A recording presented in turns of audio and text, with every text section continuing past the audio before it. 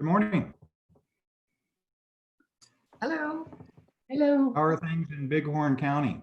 Good. A little hazy as usual. The smoke everywhere. Mr. Chairman, we are live. Okay, very good.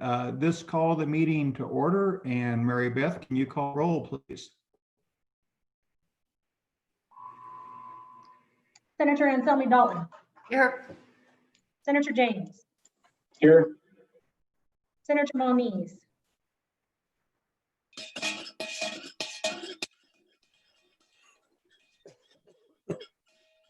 Senator Wasserberger. Here.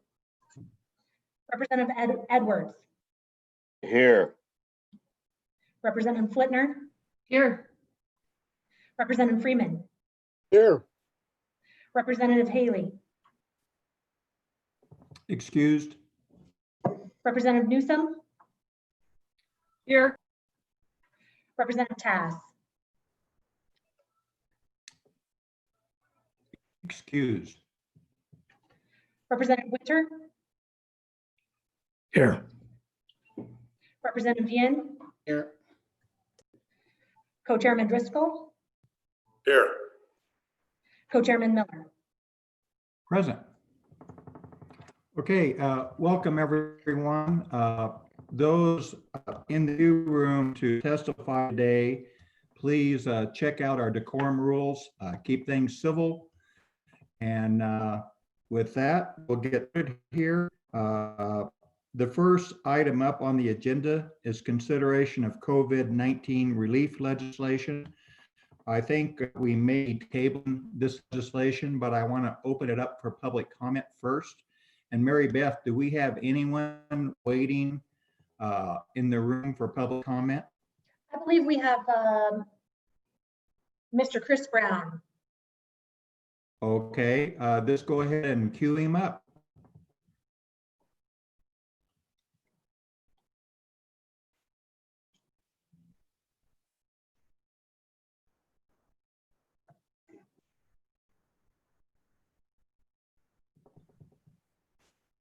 Mr. Chairman, he is in the room and ready and able, it looks like.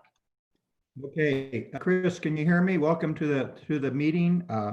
You know, in light of activities that have occurred through the governor's office on the COVID-19 relief, we're wondering if we need this bill. So we would like your comments before we decide what to do with this. Thank you very much, Mr. Chairman. Can you hear me okay? I can. Great, thank you. Good morning, Mr. Chairman and members of the committee. Chris Brown, representing Wyoming Lodging and Restaurant Association and Wyoming Travel Industry Coalition. In June, I came before you requesting $5 million of CARES Act relief funds to be distributed to the destination marketing organizations across the state that are tasked with promoting our local communities. Mr. Chairman, as you just alluded to, we were very fortunate to be able to work with the governor's office and the Wyoming Office of Tourism to have these funds allocated. They have been distributed to the destination marketing organizations and are currently being deployed for the task they were intended to. So I only signed up to testify this morning, Mr. Chairman, to provide that brief update. I do not believe this bill needs to move forward, but I did wish to express my gratitude on behalf of the industry to the committee, to the governor's office, and to the Office of Tourism for working to find a solution during these challenging times, Mr. Chairman. Okay, very good. Any questions for Mr. Brown? Seeing none. Thank you, Chris. Thank you. Okay, committee, we're back to the COVID-19 relief legislation. It's in your packet. Do we need any further discussion, or should we just go ahead and vote to table this or move it forward? Any comments, anyone? We've seen no comments. I move that we table this, and I have a show of hands of those in favor of tabling this legislation.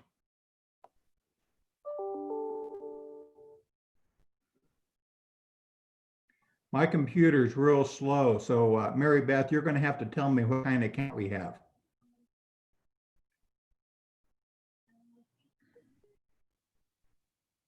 Mr. Chairman, it appears that you have at least 10 members that are in agreement with you. So I would say that motion passes. Very good. The motion passes. So we'll move on to the next item for 9:35. So we're an hour ahead of schedule.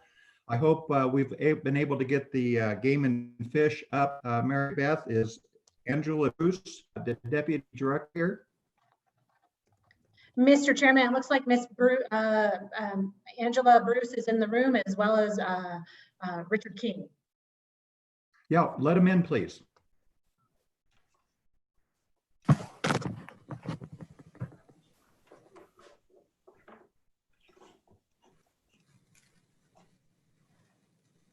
Miss Bruce. Good morning, Mr. Chairman. Can you hear me? Well, yeah, welcome to the committee. Sorry, we're an hour ahead of schedule, but we just dispensed of some legislation that we don't need, so it moved up our agenda quite a bit. So thanks for being present.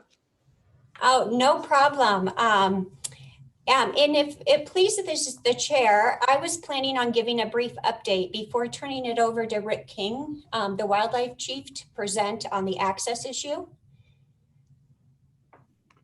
Okay, that's access for hunting, or what access issue are we talking about here?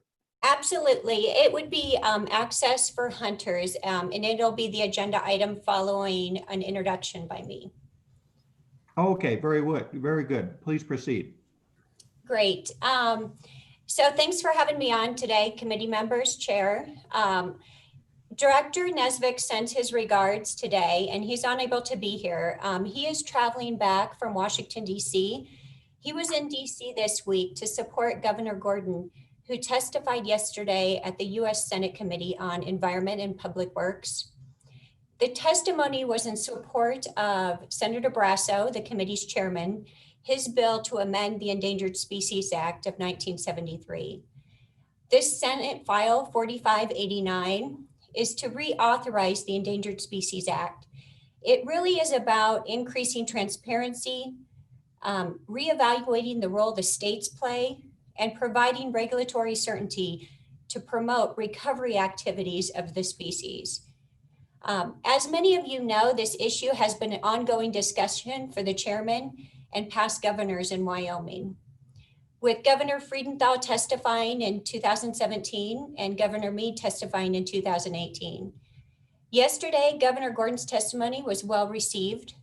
There were numerous questions following his testimony, and I felt it interesting that he was able to give several examples in those answers to the questions where demonstrated Wyoming's success. For instance, talking about the sage grouse core area strategy and how working with multiple stakeholders at the table that we can keep species off the endangered species list.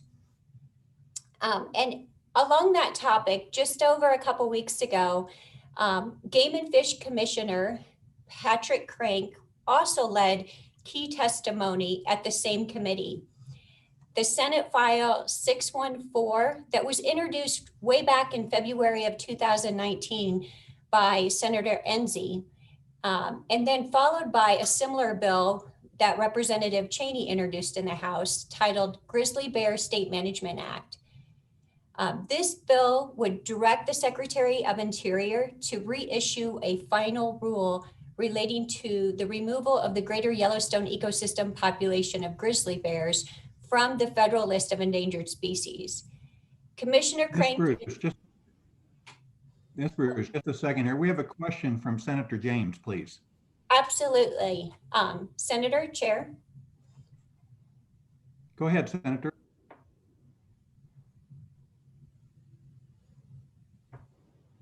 It wasn't me. I didn't have a question. Go ahead, Senator James. I didn't have a question. Okay, well, my internet connection is slow. The picture of you shows your hand up still. So if people just speak up if you need chat, and that way I won't interrupt the flow of the meeting again like I just did. So go ahead and we'll get back to it. Absolutely. So let me tell you just a little bit more detail about this bill that would delist grizzly bears. In Commissioner Crank's testimony, he did an exceptional job and explained the need for the bill. And following his testimony, there was, again, lots of good discussion by committee members and lots of supporting discussion as well. I bring these two to your attention because I just want to highlight that we are very appreciative of these opportunities to get Wyoming interests in front of these Senate members. And we're really excited to see where these will go in the future. One other update, Director Nesvik often gives a commission update, and we had a commission meeting in September. We did not pass any new regulations to bring to your attention. It was a one-day meeting that was extremely informative with lots of presentations, but the highlight of the meeting for me was the Landowner of the Year banquet, which we had that evening and was also attended by Governor Gordon. There we presented 7 landowners with awards for their contribution for fish and wildlife conservation across the state. So there, Mr. Chairman, I will turn it back to you. If there's any questions, I would be happy to answer before turning it over to Chief of Wildlife, Rick King. Okay, committee, any questions for Ms. Bruce? Please just speak up because my images are really slow coming up. Turn your mic off. Representative Flitner. Mr. Chairman, thank you. And Angie, thank you for your presentation. And I was just wondering if Director Nesvik had provided you with any feedback on how receptive these changes might be, or is this really just, I know this is a great hill to climb to try to make changes to the ESA, and I'm just wondering what his thoughts were. Thank you. Yeah, Mr. Chairman, that is a really good question. I would say there was a lot of mixed feedback in the room yesterday. From my perspective on it is there seemed to be a need for ESA amendment, and what those amendments are and the exact role of the states maybe is where the things people differed. Some states, I believe the feeling I got is that they were already at capacity and did not want to take on a larger role. Where Wyoming, as you know, we have taken on a large role in different species management and wanted to see our role enhanced. And so I think that's where the real disagreement was.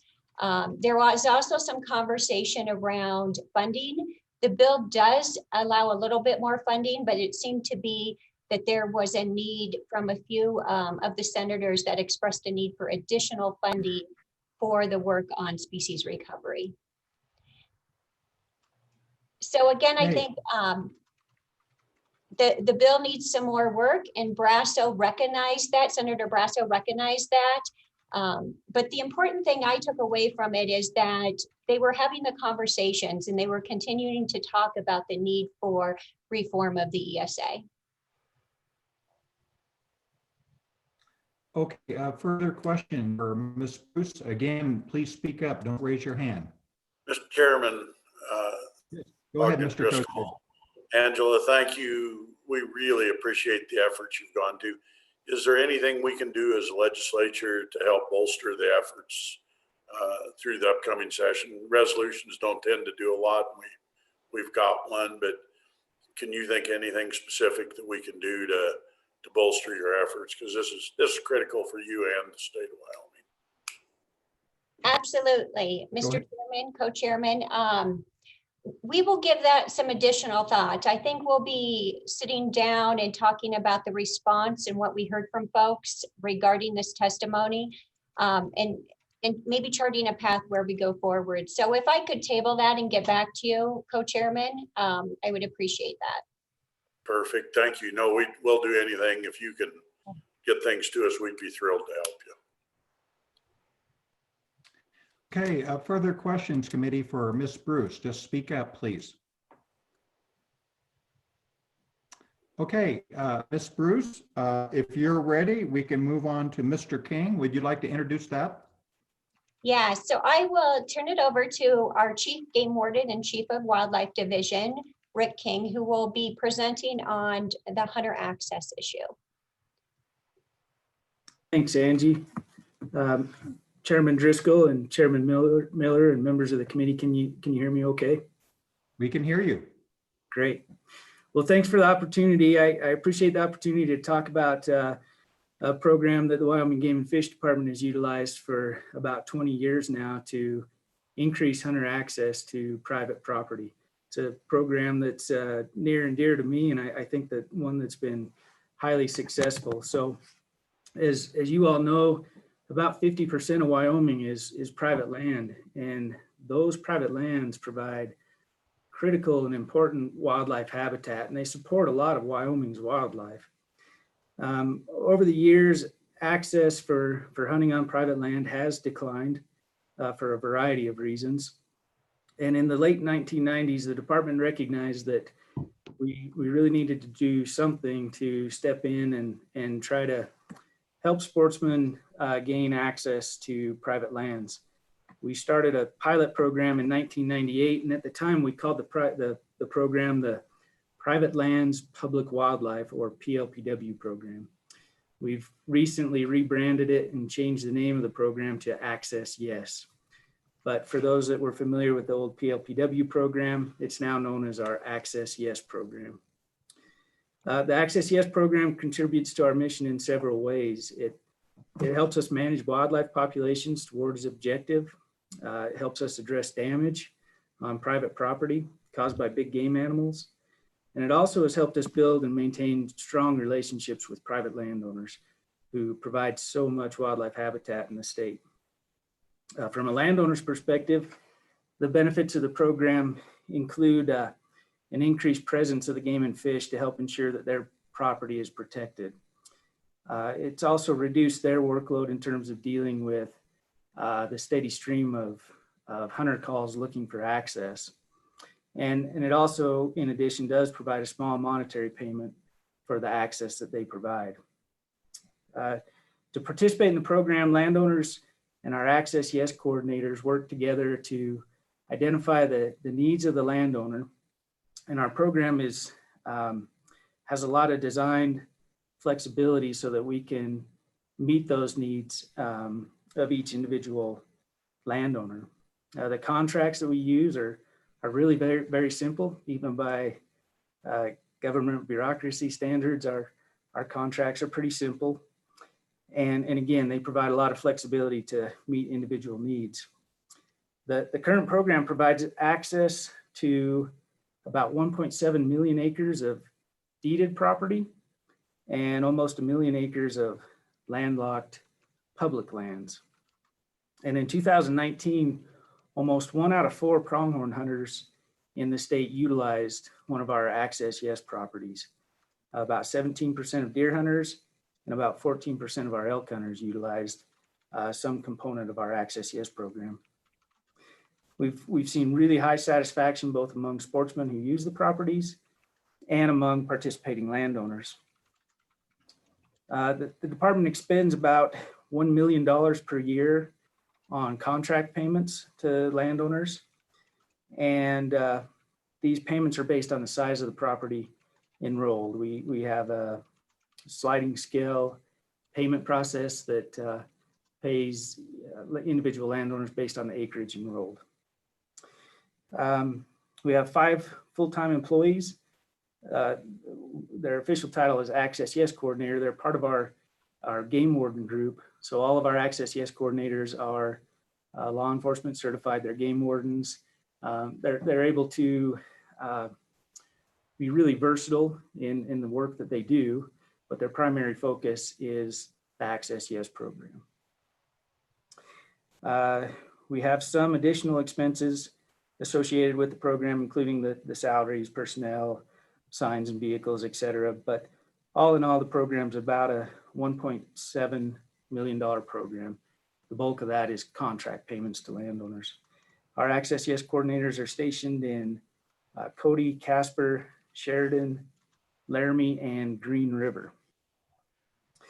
Again, I think our program, it's nearing over 20 years, and I think we've enjoyed a lot of success. We have some landowners that have participated in the program since the inception, and many of our landowners renew their contracts. The contracts, most of them are put in place for 5 years at a time, and we have quite a few landowners who have gone through 2 and 3 cycles of those 5-year contracts. So I think it's been a highly successful program, and it's certainly helped meet the mission of the Game and Fish Department.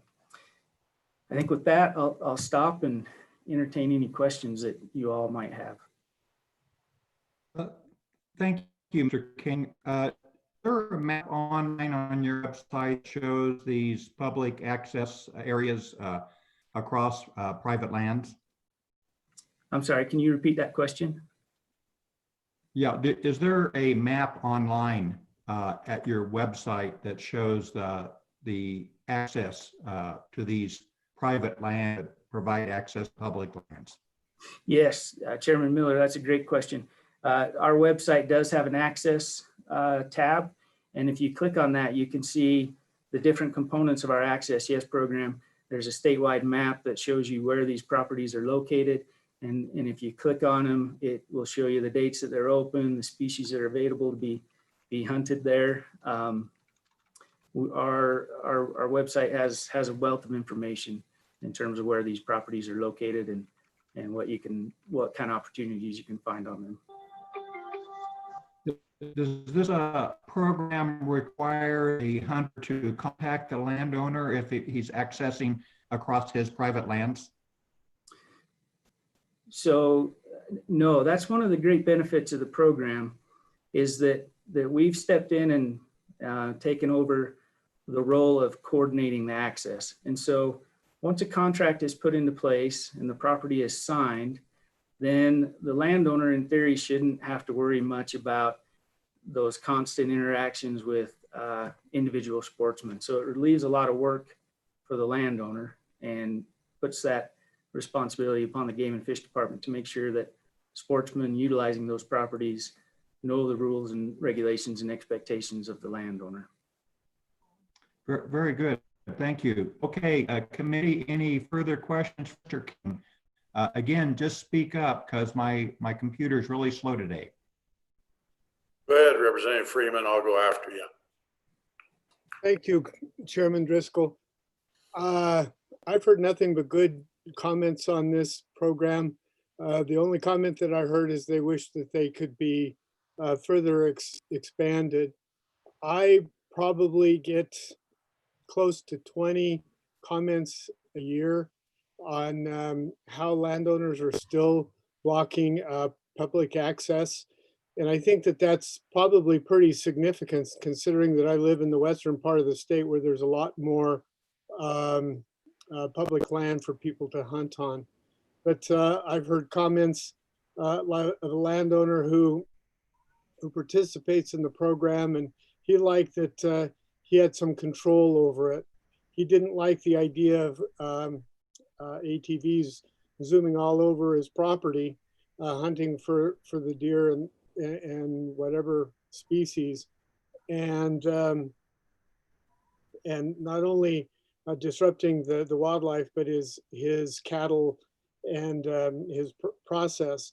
But he was excited that the Game and Fish would allow them to come in, walk in, get their animal, and then use their ATV to harvest it. And I think that shows great flexibility by the department to for both hunters and the landowner. But just to keep it on your radar, that is probably the biggest comment that I get as a representative is that people want to have more access to public land, and there are bottlenecks to where the people can't get in, and they want legislation to take away the rights of the landowner, and I don't want to go there.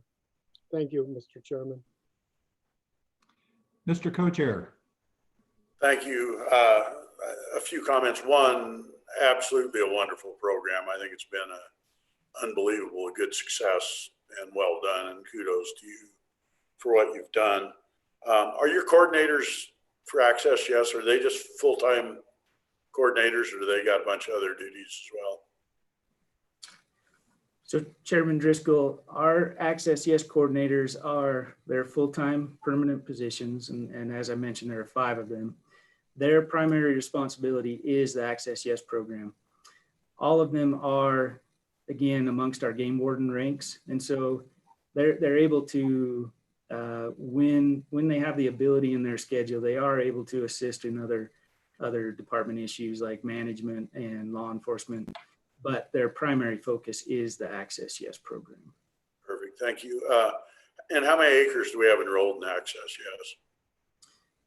Chairman Driscoll, so right now we have about 1.7 million acres of private deeded land.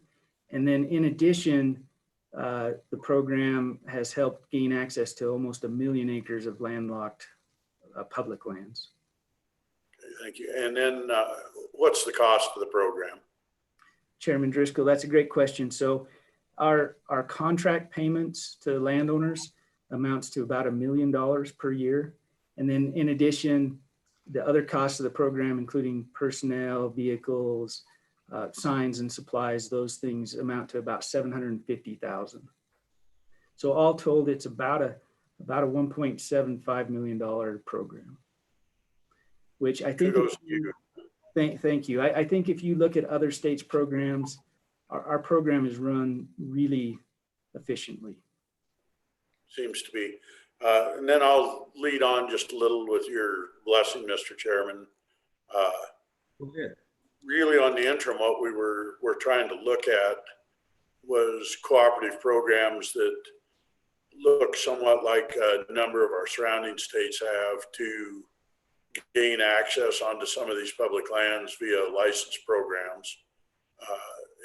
You're probably not prepared listening to your presentation for a lot of comments on it, but you know, Utah, Colorado, Montana, and some other states all have programs that they allow some access, landowner access or outfitter access to restricted licenses in return for access into those prized areas. Just some general comments from you on if that's a doable thing in your eyes for Game and Fish. If you're uncomfortable answering without visiting with people, please do it that way. I'm not trying to trap you or put you on the spot. That was kind of the intent of this, was to look at mirroring one of those programs and look at potentially a pilot project or something to really crack open. Oh, you look up where I'm at in the Northeast, we're 90% deeded. We get the cry that Representative Freeman's talking about nonstop is they drive down the highway and they can count 5,000 deer and 1,000 elk and they can't get onto 1 acre of it. And we're looking for creative ways to, one, eliminate some damage for you guys, create some economic impact to the state, and get some of our resident hunters. I don't care about non-resident, they already pay. Get our resident hunters onto some of these prize trophy areas. So some thoughts for you on it and where you think we might ought to be heading to look at that if you think it's acceptable. Thank you. Sure, Go Chairman. ahead, Mr. King. Thank you, Chairman Miller. Chairman Driscoll. Yeah, I have spent a little bit of time looking at other states' programs. I think I'd be a little bit cautious in looking for some inspiration from, say, Utah and Colorado programs, just in the fact that their programs are very, very complicated, administratively heavy, and the underlying concept in their programs involves transferable licenses. And I'm sure most all of you are aware that when transferable licenses have been discussed in the state, it becomes a highly contentious issue. And so I'm not going to provide an opinion on whether that's right or wrong, but that has been a highly contentious issue. I think that there are potentially, aside from transferable licenses, I think there might be some other opportunities for us to look at, say, long-term lease agreements with private landowners for access that may be something that's just a little different than our current Access Yes program. I think that's something that's very much should be considered as we move forward. And then perhaps we have discussed our current landowner license program. And internally, we've had those discussions and those are ongoing. And I think at some point here soon, we'll be ready to bring those out for a public discussion. But we have considered how our current landowner license program may be adjusted or changed to provide some better opportunities for landowners. But again, as you all well know, the notion of a transferable license where a person could actually sell a voucher like they do in Utah or Colorado, that's been highly contentious in the state in past discussions. Follow up, Okay, Mr. follow, Mr. Chair. I guess to me, and I'm not being real argumentative, but I'm going to point out some facts. We already have transferable licenses in Wyoming. Governor tags and commissioner tags are all transferable licenses, as are some of our veteran type programs. So I guess from my end, I'd like to really flesh out more than just say, look, the people are, I think in general, the hunting public's opposed to them if there's no benefit to them. But if there's a benefit, I think very likely transferable licenses do have a different feel to the sporting public in Wyoming, particularly if it gets them on to some of these coveted areas. So I just wanted to point out that in truth, we do have transferable licenses. We've had them for years. There must be around 100 of them go out a year. Mr. Chairman. Representative Flitner. Thank you, Mr. Chairman. And Chief King, just to kind of jump on to this conversation, I was curious what your damage payouts are statewide to private landowners, and if it would pencil out to provide landowners with a license that they could in turn sell on the private market versus the administrative burden and the cost to Game and Fish for damage payouts. I just wondered if anybody had ever taken a look at that to see, what would be more cost effective for the Game and Fish and beneficial for landowners and hunters alike. Mr. King. Chairman Miller, Representative Flitner, thank you. Our damage program is significant. Of course, Wyoming quite a while ago took it upon ourselves to compensate landowners for damage caused by big game animals. That program, we annually expend $1 to $2 million a year in damage payments. In total, that would include big game like elk damage to alfalfa and trophy game like losses from grizzly bears to livestock. So it is an expensive program. I don't think I can give you a great answer today in terms of what alternatives might exist in terms of transferable licenses versus outright cash payments for damage. Very good. Senator James. Thank you, Mr. Chairman. I was just curious on what the biggest property that you have enrolled. Mr. King. Chairman Miller, that's a great question. And I think, and I may get this wrong, but Senator James, I believe that our Bear River Divide HMA, which is over by Evanston, is probably one of our larger properties. That one, if I recall correctly, that's almost 100,000 acres of property that's enrolled in a hunter management area, part of our Access Yes program. So we do have a number of properties that are in that 10,000 to 100,000 acre range. Okay, I have a follow-up question. What's the maximum amount that a landowner can receive from the Wyoming Game and Fish?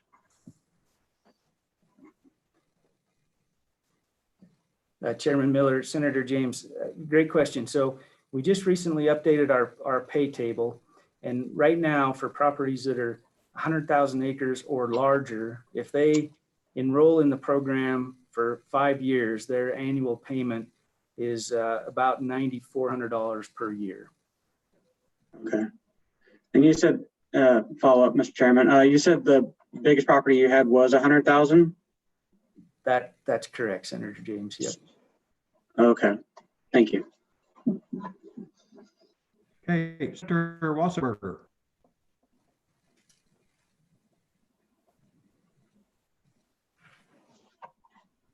Senator, are you there? Okay, we'll move on. Further questions from the committee. Again, turn your mic off or speak up and speak up. Okay, Mr. King, seeing no further questions, would you like to make any closing comments there?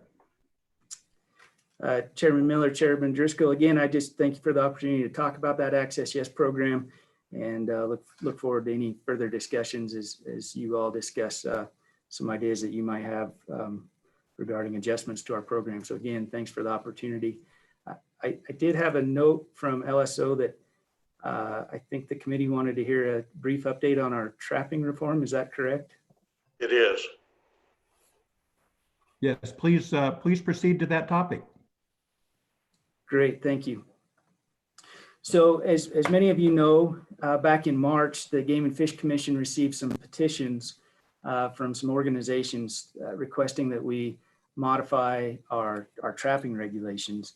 At that March commission meeting, the commission declined to open up our regulations at that time, but they directed the department to go back and do a very thorough and deliberate public engagement process to help flesh some of these issues out. Our department put together an internal team of folks led by our Lander Regional Wildlife Supervisor, Jason Hunter. And that team, when they got together, they initially reached out to about 300 different stakeholders. They made an exhaustive list of folks that could be impacted by any change in our trapping regulations. And they made a series of one-on-one phone calls to try to find where folks might be willing to discuss some changes and what things just might not be on the table. From this effort, they summarized that effort and presented that information to the commission in July. And following that July commission meeting, the group felt like it was really important to go back out and conduct another series of collaborative meetings. And this time, rather than do them one-on-one, they felt like it was important to try to bring folks together, get them in the same room and talk about these issues. They just completed that effort. They held a series of meetings, September 1 in Rock Springs, September 2 in Jackson, September 3 in Sheridan, the 9th in Laramie, and the 10th in Lander. Both the Lander and the Laramie meetings were broadcast. They were available for online participation if folks didn't want to attend in person. We had just over 200 people participate in those meetings. The highest attendance was in Lander with 31 people attending in person and almost 60 online. I have to say, as many as you all know, wildlife issues are highly contentious. People are passionate about wildlife, and this had the potential to really be a powder keg, and it still may come to that at some point. But I have to say, I've been really, really impressed with the level of civil discourse that we've had in these meetings and from the stakeholders we've reached out to. And certainly some of that credit goes to our internal team, but a lot of it just goes to the folks who were willing to show up and really listen and engage and participate in a democratic way. So I really appreciate that. So where we're at right now, this team is summarizing their input from the meetings. All those team members are really busy with their day jobs right now, of course, and this is an added workload. But by the November commission meeting, they will have their findings summarized. We'll present those to the commission. And then at that time, we'll have identified some actions that the department can take, some actions that the commission might consider. And then there will be some actions that would require legislative action. And so at that point, we'll be able to present to you some potential legislative action that could be considered. I don't want to get the cart in front of the horse. I've promised this internal team they're their time necessary to summarize their findings and make their final recommendations. But I would highlight one example of something that may come forward that you all could consider. Throughout this whole process, one item that's really raised to the top is the potential for implementing a trapper education program, a mandatory trapper education program. It really sounds like all sides of the issue could settle and agree potentially on requiring trapper education. That would require legislative action. I think that could go a long way to addressing a lot of the issues we've heard, such as non-target catches, conflicts with user groups. It does seem like that issue has kind of rose to the top as something that the legislative body may want to consider. And with that, I'll stand for any questions. Chairman? Thank you, Mr. King. Committee, a question, Senator Dalton? Thank you, Chairman Miller. I actually attended one of the, Mr. King, I actually attended the meeting in Rock Springs. It seemed like it was a few weeks ago. I guess it was September 1st, whatever date that was. But Jason did an excellent job and the team with him. And it was kind of interesting just because when I went in and I was in a group of only 3 and obviously one gentleman was with me and obviously he was a trapper and then there was a woman there. And I'm sure he was looking at me saying, oh, she's going to be on the, anti-trap. But in reality, I had talked to, both sides before I got to the meeting. I have a friend, Alvin Kelly, who traps all the time. And so I called him and said, hey, do you want to go to the meeting with me? What do you think these issues are? And so, and then I also talked to Lisa up in Jackson and asked her, how she felt about stuff, what she wanted to see. And they did a great job of facilitating the meeting. And I agree that the education was a piece of it, but I just wanted to give kudos to them. I think they had mediators there to talk about, where we could draw the lines, what things would be acceptable. And I learned a lot and I thought it was helpful and I think they're doing a good job. And I look forward to seeing what comes out of all the different meetings. But it worked out with me. The one gentleman, I said, hey, do you know Alvin Kelly? And he's like, oh yeah. And so then he's like, oh, okay, well, I guess you're not totally faux, right? So it's always tricky, because people always put us in boxes. We all tend to judge a book by its cover until they find out, oh, well, you know Alvin, okay. And so I just wanted to say again, good job to that group. And I look forward to what they summarized for us. Chairman Miller, Senator Okay. Dalton, thank you very much. Thanks for your attendance and thanks for the kudos. I appreciate it. For questions for Ms. King?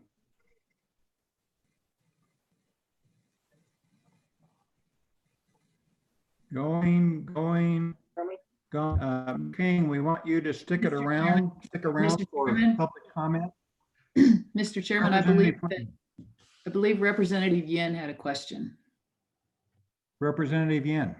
Thank you, Mr. Chairman. Mr. King, I just wanted to thank you and the department and the commission for being open to opening the conversation. I apologize for missing the meeting in Jackson. I think from what I heard, it was a good conversation. My question for you ultimately is, given that the findings will be presented in November, if there are any legislative recommendations that come out of it, I don't know if we have another meeting, Chairman. So would we tackle this upcoming session, or do you think the recommendations would fall into the next session? Well, I think it's possible to have their meeting, but it's going to be kind of up to Management Council. Mr. Co-Chair, what are you hearing? I think they'll give us a meeting. I think because of the online stuff, our budget's low enough. Should we need a 1 or 2 day meeting, we can do it. The question is, and that goes back to you, Mr. Co-Chairman, is the committee willing to have a bill draft sent out to them that's off a rough idea so we can work a bill at a next meeting? Because it's pretty hard to get a bill laid on your desk and work it at the same meeting. So do you have thoughts on that, Mr. Co-Chairman? Well, I think we wait for the results of this group that's going to come out with the recommendations in November for possible trapper education. I thought for sure why that needs legislation. Maybe they can explain that. Maybe Mr. King can explain that a little bit more. I'm not for sure they already have the flexibility to do that, but if they need more flexibility, I don't know why we can't get our staff to draft a bill a few days at least before maybe a November or a December meeting, so we can have a look at it before we actually meet. Mr. King, you mentioned that it takes legislation. Could you expand on that a little bit? Yes, Chairman Driscoll and Chairman Miller. So right now the commission doesn't have legislative authority to mandate trapper education. So our current hunter education is provided for in state statute, and then we address it through rules and regulations. A mandatory trapper education, again, would require the commission to have that legislative authority to implement a mandatory trapper education program. Well, thank you, Mr. King and Mr. Co-Chair, and Mr. Brody, you may want to chime in. It seems like it would be pretty simple legislation. And depending on the results of your November commission meeting, I don't know why we can't take a look at that. Maybe the co-chair and I can get together after that recommendation comes out, and then we can ask LO to get a draft bill that people can have before a possible December meeting. Mr. Brody, do you have any comments on that?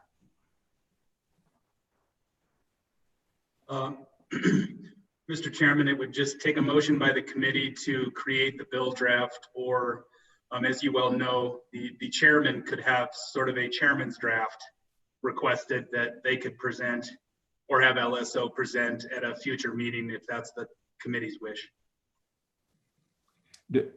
John, do we need to take action here with the committee authorizing the co-chair and myself to make that request, or can we just do that without the whole committee chiming in? Mr. Chairman, I think it's your prerogative, but since we don't really have any detail on what this program would involve necessarily, I think the process-wise, the cleaner way is for you to ask for a chairman's draft, for example. And then LSO could work with you or co-chairman Driscoll to get that bill prepared. And then that bill could be prepared, or could be provided to the committee, explained, and then the committee could vote on whether to sponsor the bill. Okay, very good. Co-chairman Driscoll. Perfect. I'm on board with that. And I'd like, being we're really ahead, to sidetrack us a little bit more, if I could, on a potential another look at a bill. Are you willing to do that, Mr. Co-Chairman? Well, this is it related to this topic, or should we go ahead and dispense of this topic first? Let's go with Mr. Freeman. Yeah, and we'll dispense with this topic, but it'll require Mr. King and Andy Bruce to stay on, please. Okay, Representative Freeman, or Senator, yeah, Representative Freeman. Thank you, Mr. Chairman. I like this idea if that's truly what comes out of the task force direction. But I would offer some caution, kind of use Senator Enzi's, let's get the 80% that everybody agrees to, make it kind of a non-controversial bill that has support from all sides before we send it on to the legislature, and get a good first step going forward. Thank you, Mr. Chairman. That sounds reasonable. Representative Flitner. Thank you, Mr. Chairman. And Chief King, just quickly, you maybe said this at the beginning of your comments, but I was just curious if the trapping population has been well represented at these meetings, and if you feel like they've been heard. Thank you. Okay, Mr. King. Yeah, Chairman Miller, Representative Flitner, I think that the trappers have been well represented at these meetings. We've made a significant effort to work with the Wyoming Trappers Association to make sure that they've been engaged and involved in throughout this whole process. And I think you bring up a good point that our team really needs the next couple of weeks to finalize some recommendations, reach back out to the Trappers Association to get some further input and then bring those forward in November to the commission meeting in a cleaned up fashion. So what I would recommend or offer up is that once that's final and we present it to the commission, then immediately we could come back and work with TRW to go through some of the finer details of those recommendations. Representative Newsom. Thank you, Mr. Chairman. Chief King, do you already have a trapper education program in place, or is this something that would need to be created? Ms. King. Chairman Miller, Representative Newsom, it's a great question. And currently we do not have any type of a trapper education program in place. There are some online programs that some of the national organizations have offered up, and they're available for folks to participate in, but there's no mandatory requirement that they do so in order to trap. So right now a person could go purchase a fur bearer trapping license and start putting trapping equipment out in the field without any type of formal education program requirement. Okay, committee, further questions for Mr. King on this topic?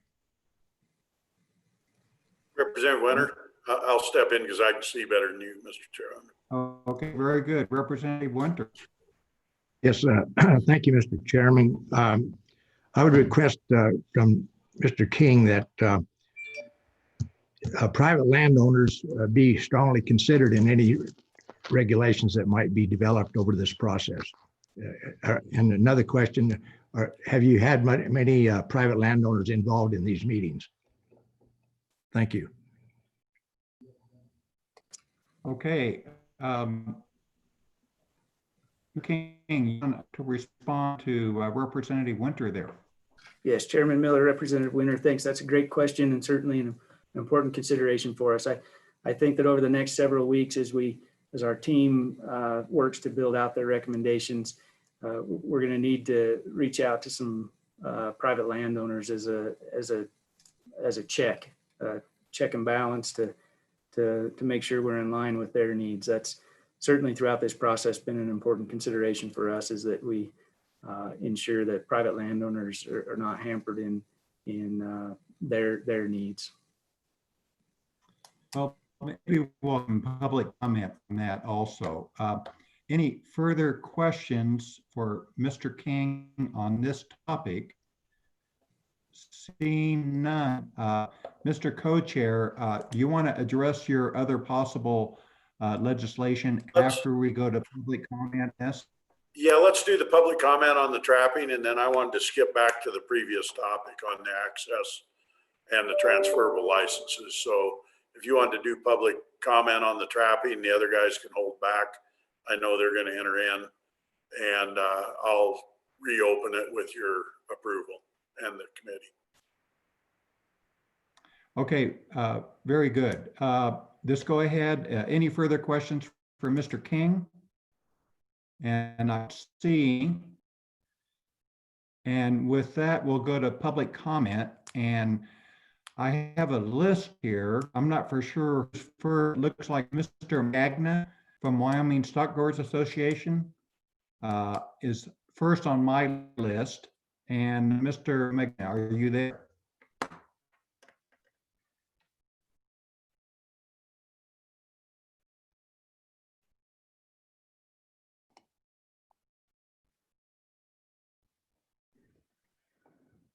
Mr. McGagnon, you're not, we can't hear you.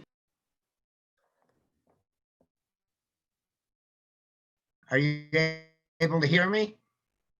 We can. Okay, very good. Thank you very much.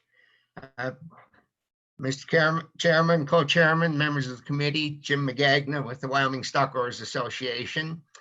With regards to the topic of the various landowner access programs that you discussed earlier. And I would first and foremost simply like to commend the department for the outstanding work they've done with developing those programs over the years.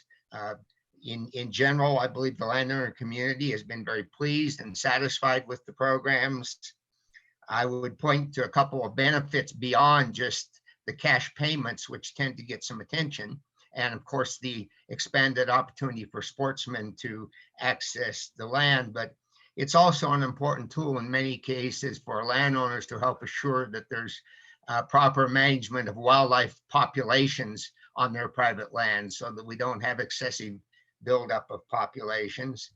And I would say that beyond that even, it's become an important tool in fostering a good working relationship and strong communication between Game and Fish Department personnel in the field and landowners. And I've seen that relationship ebb and flow over many years. And I would say that it's at one of its stronger points today in most cases. And this program deserves some of that credit. Also would mention, we're very pleased that we've had the opportunity for the past several years, as the Game and Fish Commission recognizes certain representative landowners for their participation in the program, that we've hosted that event as part of our winter convention in Casper each year. And we look forward to continuing in doing that. I would comment briefly on the issue that arose, I believe, by Co-Chairman Driscoll with regards to transferable licenses. And that's an issue that is festered out there for many, many years. What I would say is our position today, and what I would urge is not that we move forward with wholesale transferability of landowner licenses, but I believe there are a number of steps, and we've discussed this with the department and the commission over the past couple of years, to look at some very nuanced and limited ways in which those landowner licenses could be utilized to further foster access to private lands and landlocked public lands, not through a very broad wholesale action, but through some nuanced use of the licenses. And that's a discussion that we would like to continue with the department. Believe, frankly, at this point, it would be premature to attempt to address it legislatively. And part of that is I still have recollections of what happened when that became a major issue in the legislature some 30 years ago. But more importantly, I think if we can have good, honest, and robust discussions, that we may be able to come back with some recommendations in that area that would be beneficial both to the sportsman community, particularly the in-state hunting community, as well as to landowners and to the department's wildlife management efforts. So with that, Mr. Chairman, I just wanted to primarily be on to emphasize the value that we see in these programs today, and our commitment as a landowner representative to continuing to make them work and to enhance them in any way that we're able to do so. And with that, I'd be happy to entertain any questions. Thank you, Jim. Any questions for Mr. Magagna? Please speak up. Mr. Go Co-Chairman. ahead, Mr. Co. That led into, we kind of strayed off the trapping. Mr. Magagna, would you be open to this committee looking at forming a task force to look at not transferable licenses, but just access issues and means to foster better access to grounds, which may lead to transferable or other things? But I, for one, and that's what I'm going to propose to committee, they can let it digest a little, is that we bring a bill for a task force, all the participants, to go ahead and have some public meetings and talk about what we can do to make it where this is a win-win situation instead of not. Does that make sense to you? Go ahead, Mr. Magagna. Mr. Chairman, Co-Chairman Driscoll, certainly I can see some potential value in that. I would have a bit of reservation of maybe getting a little too far ahead of it. If the committee was able to encourage the department to engage in informal discussions at this point in time, rather than raising it to that high of a profile before some general concepts have at least been evolved that can be put on the table for discussion, I would be a little more comfortable with that. But certainly it's not inappropriate to have a legislative recently created task force. I just think time-wise that it might be a little premature today. Okay, further questions for Mr. Gagnon? Senator Wasserberger, are you there? Let's call Macy. Dang it. Okay, I see no further questions for Mr. Magagna. So we'll move on. The next person on the list is Karen Zoller. Karen, are you on? Representative Yes. Flitner. Representative, second. Representative Flitner, did you have I'm here. a comment? Can you see me? Can you hear me? Mr. Just a Chairman. second, Karen. Mr. Chairman, I was just going to point out that Senator Wasserberger was trying to get your attention, but he may have decided to change, he may have changed his mind. Thank you. Yeah, Senator Wasserberger, are you there? I am here. You are breaking up. Okay, sorry about that. Your mic's been off kind of the whole time. That's why I called on you a couple of times. But do you have any comments on where we're at now? No. Okay, very good. Okay, I don't see any further comments. If there was, you need to speak up. And Can you see me? It's Karen. okay, Zoller. Ms. Zoller, go ahead. Hi, can you hear me this time? You can hear We can. Oh, okay. Hi, so I'm Karen Zoller, and my dog Mac was the dog when I was running was killed on public land in a hidden power snare trap. I'm a part of the Y-Trap Fremont County, and I just wanted to say that we're partners and working with the Game and Fish, and it's been going good. We're building partnerships. We're involving the whole state. At the meetings, I can say that it really was good to come together and talk, because between the trappers and us recreationalists, or whatever you want to call us, citizens, there is a lot of commonalities. So on all these issues, we can get along. And it was really cool to see that, because a lot of times it started out edgy, but sometimes just with the understanding of what is all involved, there's a lot of commonality when it comes to education, signs, trap-free areas, the snare. Now the snare is a big issue, because that snare that Mac had that added lethal attachment, which is called the Seneca trigger snare. And that's the snare that's not in the rule book. There's no legal document for it. It's not in the Fish and Game videos. But what I learned throughout from the trappers is that the trappers really want to use the snare more because it has a longer check time, because they're busy at work. And that was just kind of like, oh, so when you look at how the trappers are in their sport, if they're busy at work, they want a longer trap time with a pure kill on the land, because they don't have to go check it. And I thought that was really interesting. So there's definitely two views to look at, from the public safety end of it, and then from the trapper too. So that was interesting to learn from them. But it was really nice working the Game and Fish. We're gonna put all the data together. We are definitely partners. And I wanna really thank you for your interest and your leadership, and how we can journey on. So thanks. I just want to say hi. And Okay, well, thank you, Ms. Zoller, for those comments. Any questions for Ms. Zoller? Please speak up if the committee wants to ask Ms. Zoller a question. Mr. Chairman, Go ahead, Mr. Co-Chair. was your dog on a leash when he got caught in the trap? no, he was not on a leash on public land. And And he was nearby, huh? Yeah, and what kind of dog was he? He was a mutt. Okay. Like he was not a registered dog. Yeah, no, it doesn't matter. I'm sorry for your loss, and He was cute. tough deal. So thank you for your testimony. Yes, and thank Okay. you. Mr. Chairman. Senator Dalton.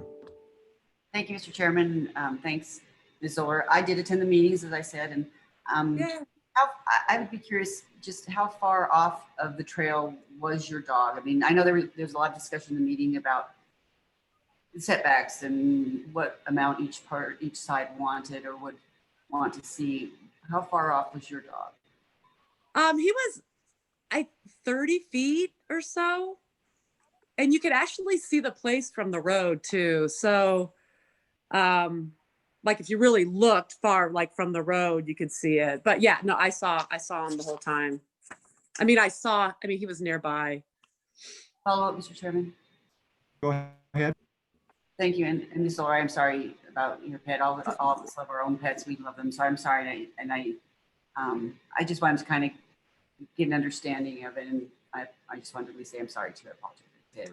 Thank you. Mr. And you Chairman, know, follow up. oh, Go ahead, Mr. Co-Chair. Karen, were you on state land or Forest Service or BLM, or where were you at? BLM, BLR. Okay, thank you. And Game and Fish, you know, I notified the sheriff, I notified Game and Fish, and they went out and looked all around. I mean, since it's legal, it's not like there's this big investigation, right? Because that's what I've learned. But my husband went out with the Game and Fish and looked at the whole area, and it's all documented. Okay, any further questions for Zoller? Ms. Zoller, thank you for your testimony, and we're sorry for your loss. And it looks like we're getting somewhere with this issue. So thank you for your testimony. Yes, and thank you that we're working together. And I just happen to be the next one in line because as all these stories come out, there's many dogs that have been either killed or injured or sent to the vet or 3 legs. So I just happen to be the next one. Okay, we might have another question here. Representative Freeman. Nope. Yeah, I see your mic is off. There you go. Okay, thank you, Ms. Zoller. The next person on the list is Lisa Roberts, if she's on. Yes, good morning, Chairman Miller and Driscoll and the committee. It's good to be here.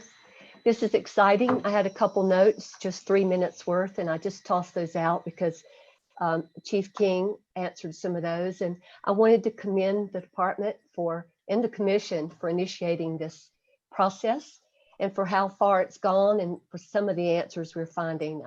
It's very, very encouraging and we're excited about it.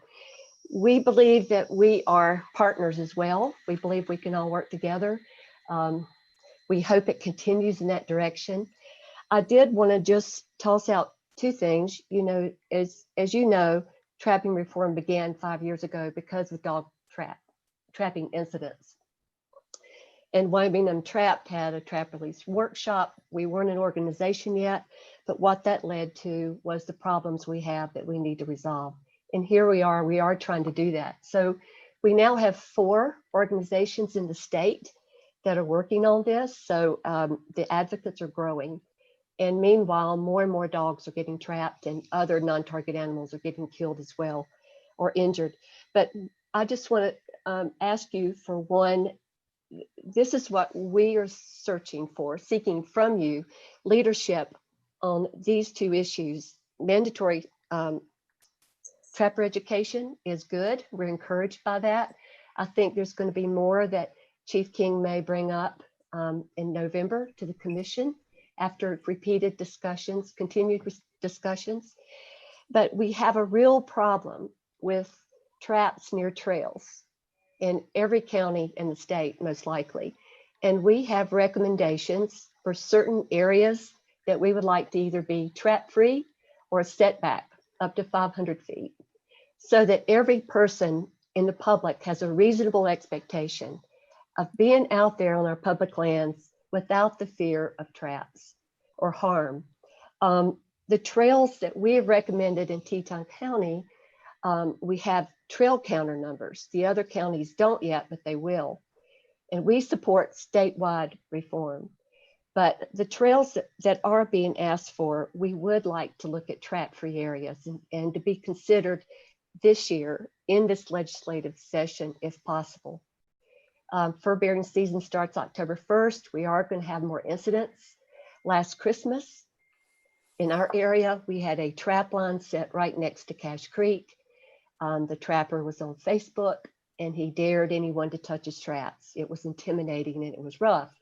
This trapper was cited for 2 illegal trapping incidents, and he was sentenced to 10 days in jail as part of that. And I won't go into the details, but we have a problem out there. Will education work? We certainly hope so. That's a good start, and we definitely hope that you will agree to that. But we also hope that there are a couple other draft bills that we will seek legislators to work with us to try to push forward. And we hope that this is a real fast track leadership from this committee and from our legislators to finally address what the public has been seeking for 5 years. And we have done that we've really reached out on the high road with everyone.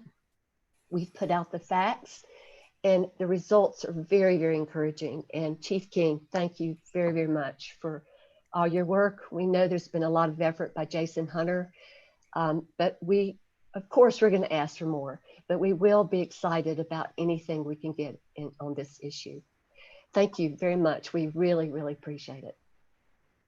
Okay, thank you, Lisa. Any questions for Mr. Ms. Chairman. Roberts? Go ahead, Mr. Co-Chair. Thank you, Lisa. I appreciate it. Your comments on fast track are interesting after listening to Mr. McGagnon on waiting 30 years on transferable licenses. I'm not sure we know what fast track is. What are your thoughts on dog free I'm sorry you broke up on areas? dog. You know, I've got some real concerns, and I'm honest with you. Dogs have immense impacts on wildlife and non-game species when they're allowed to run free. They also have ecological impacts that are far beyond. And I guess to me, I think a fair trade is to look at some probably good areas of backcountry that are totally dog free. Could you give me your thoughts on that? Go ahead, Ms. Robertson. Yeah, Mr. Chairman, thank you. I think that can be a good argument. Trade is always works, compromise, but we always tell people, dog owners, either keep your dog in sight, keep it in voice command, or keep it on a leash if you think there are traps in an area. The problem is everywhere you see wildlife in Wyoming, there are probably traps. So instead of the national park where you can't walk your dog, so anywhere you can walk your dog in Wyoming, there are probably traps that are legal directly on the trails. So even if you ask those questions, the facts are we have a problem. And it shouldn't be tossed back into the face of those who have animals, who have pets. I think there is room to change, and not one user should be in control of all the land, all the public land. We ought to have places to trap. We ought to have places to bike, to snowmobile, to use ATVs. And right now, that's not the case. There are traps everywhere. And I think we all deserve places to go. And it's not just dogs we're talking about. And I think you understand that the ecological damage is, from non-target trapping. Thousands of animals are trapped and snared, and, they're injured or killed. And we don't have any record of any of that. We need non-target reporting, and that would include dogs. If we don't have data, we can't have management. And that's what we're asking for too. We're asking for data. Tell us how many animals are killed out there that aren't being reported right now, and get a picture of what kind of management we have and how we can do better. And it's really all about doing better. I hope that answered your question. Okay. Further questions for Ms. Robertson? Chairman Miller. Go ahead, Senator Dalton. Thank you, Chairman Miller. Ms. Robertson, nice to see you.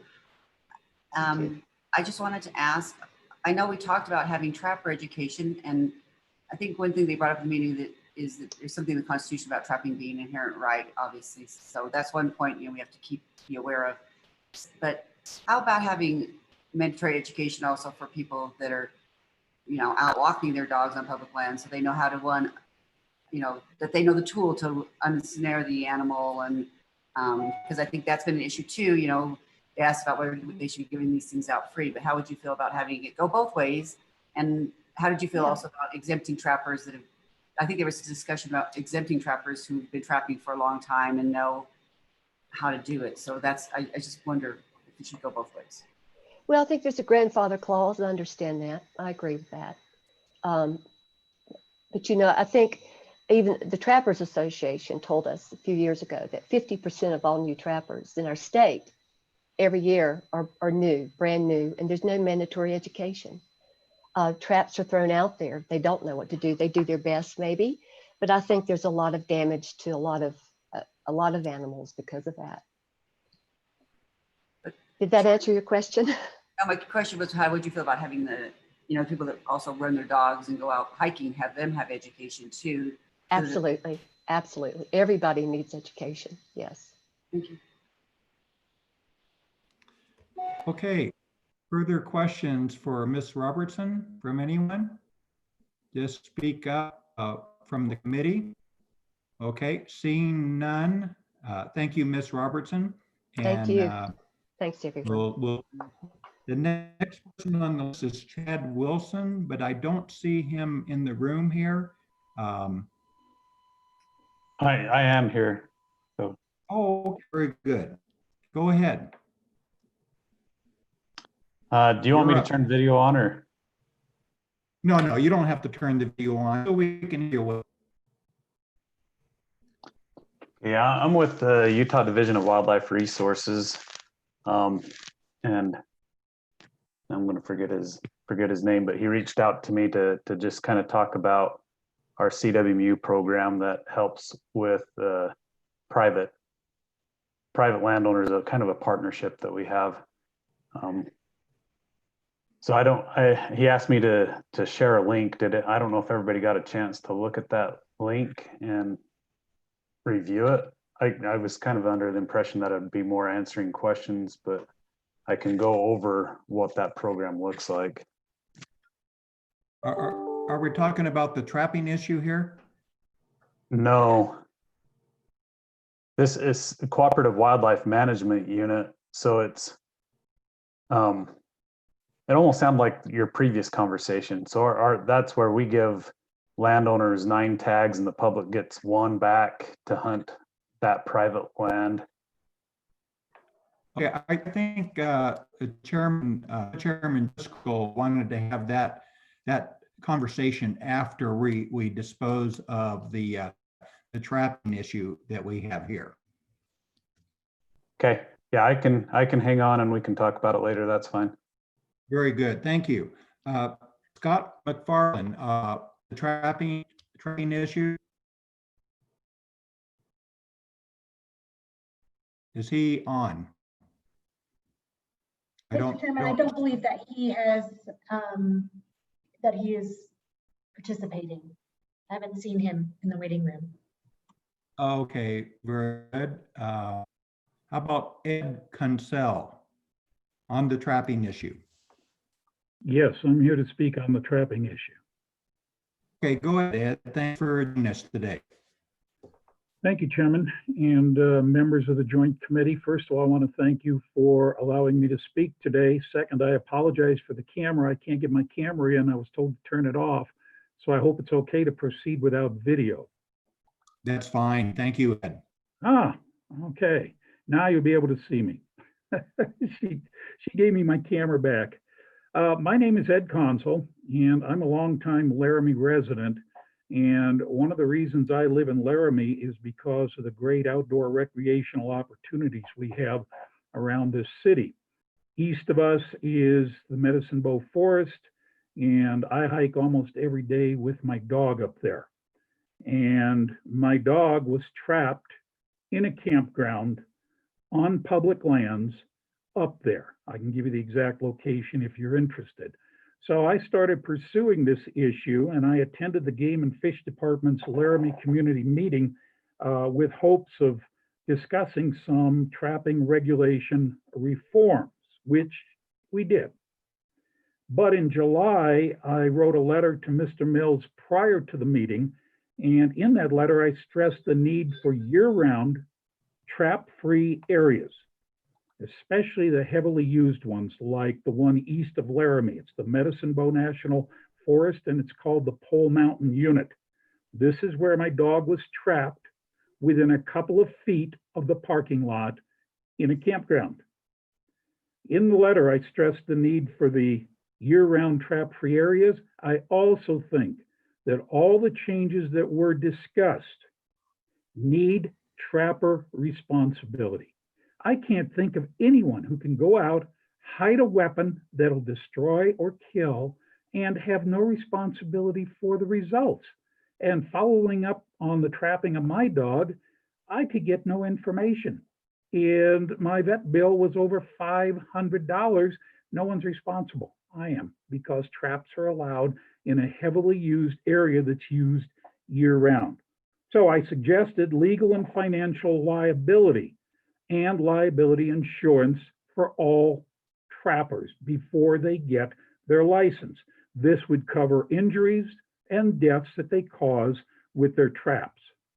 In my letter, I offered Mr. Mills a chance to talk to him. I found out later that Game and Fish made a lot of attempts to talk to people before the meetings. I was never contacted. A friend of mine who wrote, who had similar circumstances, was never contacted. And yet 55 trappers were contacted and discussed the agenda for the meeting. Why is this relevant? Because when I tried to bring these matters up in front of the committee, I was told I was out of order, off topic, and was cut off. There was no discussion of any liability issues for trappers.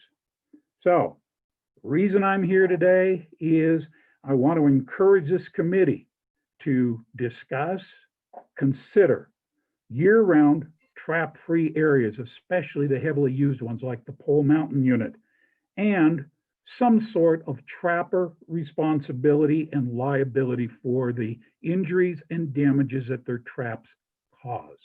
One person I know about spent over $5,000 because their dog was hurt, their dog bit them, they were hurt, they ended up a bloody mess trying to extract their dog from a trap. So a lot of training for everyone is a good thing. As a former instructor, I know that. You learn and you can improve things. But my experience has been with Game and Fish, with the Forest Service, the trappers have no responsibility or liability for any of their traps. And the analogy I've told to a couple of people is, what if I went out in the woods, tied a shotgun to a tree, loaded it, cocked it, and put a tripwire by it? Would I be responsible? And yet my dog was attacked by a trap that was hidden and baited to attract her. And it was, again, in a campground, in public lands. So that's pretty much, I just think, and I agree with some of the other comments earlier, these lands are supposed to be for all of us. So we need some trap-free areas. Thank you. And if you have any questions, I'd be more than glad to try and answer them. Ed, thank you for your testimony. That's the purpose of the meetings, to bring these things forth. And you probably heard some of the earlier comments that the Game and Fish Mission is having a meeting in November that will further discuss this issue and come out with recommendations. So we're on track. I think we're finally addressing this face on, and hopefully we can come up with some agreeable resolutions for all parties here. Any questions for Ed, Biddy? Okay, seeing none. Chairman Miller? Senator James. Senator James, go ahead. I actually have a question for Mr. King. And this is in relation to Mr. Consel. Does the Game and Fish have any maps or anything like that available that show the trapping areas and the seasons on when and where trappers can have their traps and that type of thing. So that way the public knows this is the time and when these people are going to be laying their traps. Avoid these areas with your pets. That way everyone will know. I think that'd be extremely useful if that were available. If something like that were to happen, that would avoid a lot of these situations if something like that were to happen. Mr. King, did you catch that question? Are there maps available that outline where people are setting traps? Chairman Miller, Senator James, there aren't any maps available that show that. I think it'd be pretty difficult. So for certain species of fur bearer animals, there are season dates that are open. So for example, our bobcat season opens November 15th. And so but the season is open statewide. So, but for other species, for example, coyotes can be trapped year round. And so I think a map such as Senator James indicates would really be virtually impossible to produce. Mr. Chairman. It sounds like the map might be the whole state of Wyoming, Mr. King. That's correct. Yes. Mr. Chairman. Senator James. Disregard. Okay, Co-Chairman Driscoll. Mr. Chairman, I just sitting doing a little research, and that's part of what I asked the question before.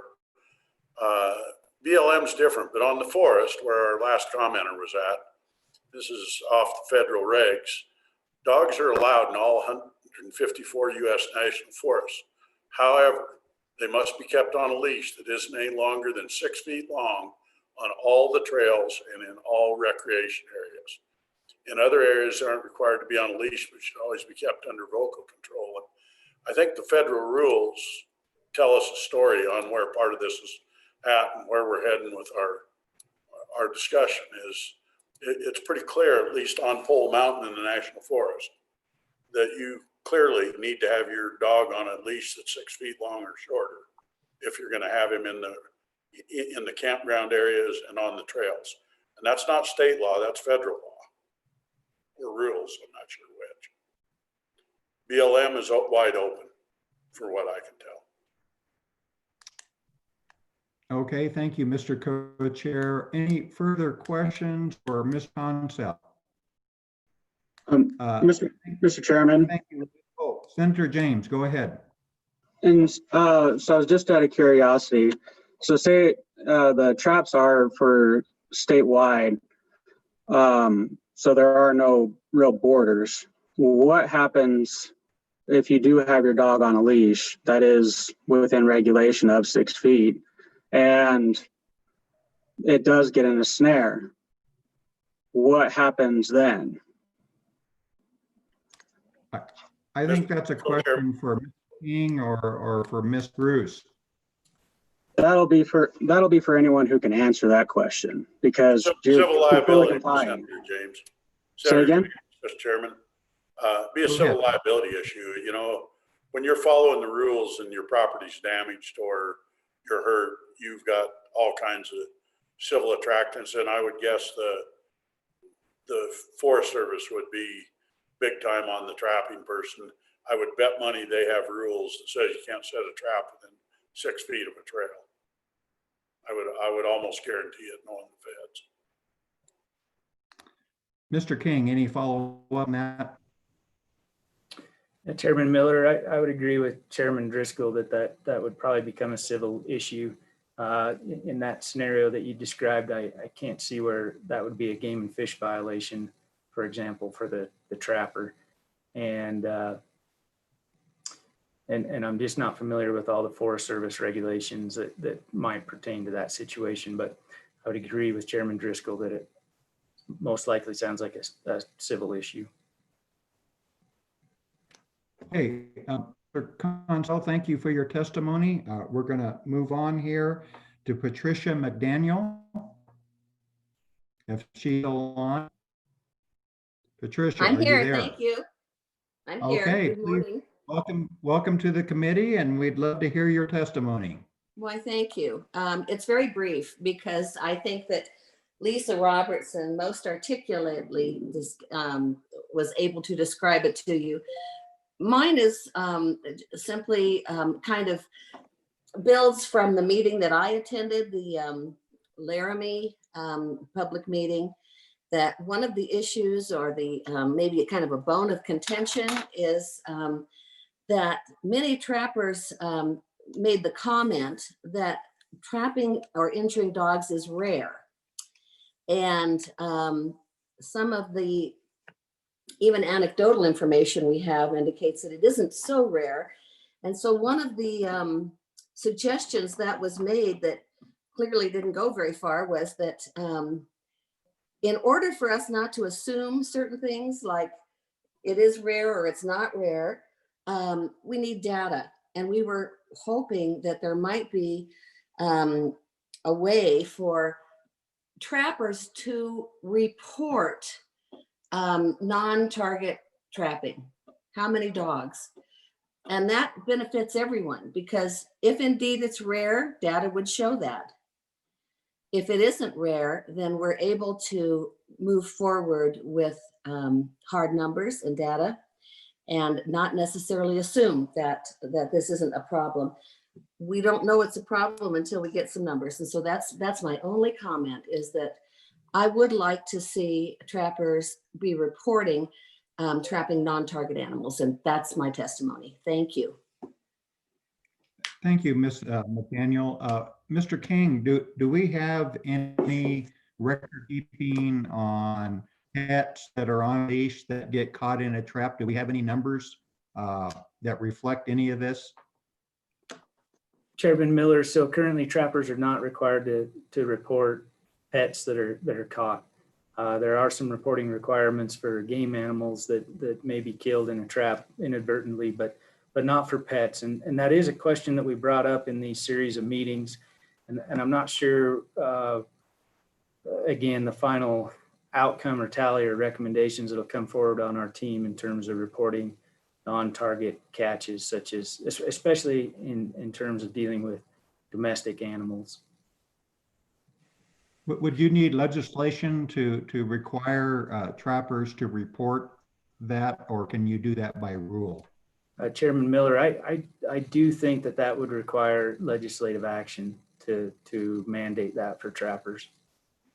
Okay, well, so noted, and maybe in our later discussion, we'll address that topic again. Any further questions for Ms. McDaniel? Okay, seeing none, the next person on the list is Ms. Maldonado. Is she here? Mr. Chairman, I did email the committee her public comments. She wasn't able to get online. I believe that's Okay. also listed online as appendices 4-02. Okay, very good. And the last one on the list I have is Mr. Worf. Is he here?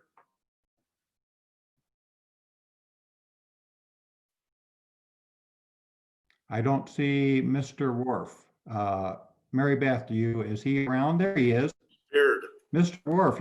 Yeah, Mr. Chairman, how are you? I'm good. I appreciate the opportunity to address the committee today. One of the things, just in listening and in past participation, one of the disconnects that I see is the crux of the problem is most of the dogs that are the pets that are getting caught in snares. And the Game and Fish does have some regulations that deal with snaring, but most of these snares are put out for coyotes, and the coyotes are actually managed under the Department of Ag.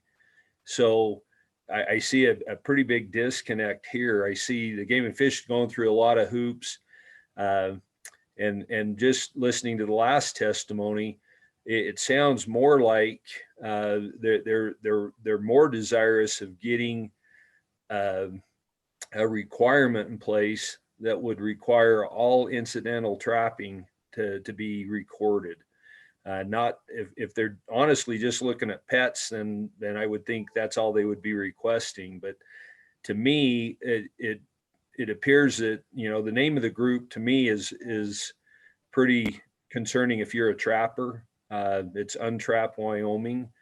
They clearly have a goal that I know the trappers that I've spoken with that are associated with my organization, they have concerns that this is much bigger than what you're being told.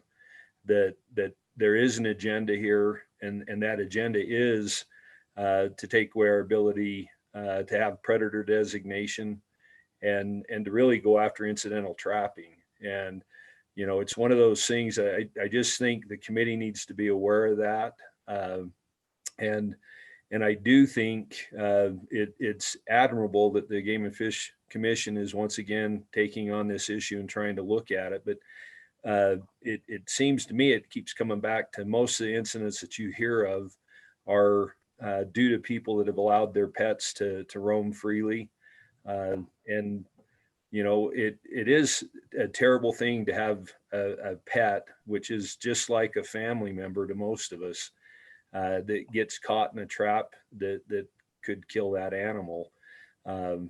But it really does come down to responsibility in controlling the actions of that pet. And if you just let it roam freely, that's the risk that you run. So I guess that's my testimony dealing with this trapping, is that I do think you need to be aware, and I don't know how much the department has included the Department of Ag. That's something that Chief Game Warden King may be able to address.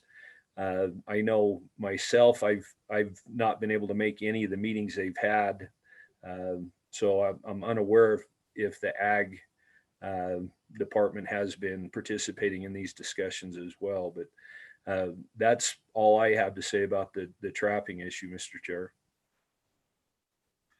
Hey, Mr. King, would you like to respond to AG's involvement with this issue?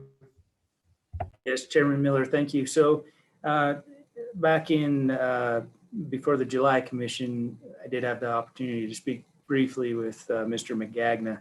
However, we do need to follow up with them and stock growers once we see some final recommendations from our internal team. So that is one issue that we discussed, is that our ag producers are really busy and they may not have had the opportunity to participate in these meetings. So that is one commitment that I will make, is that we follow up with both stock growers and wool growers once our committee has finalized their work.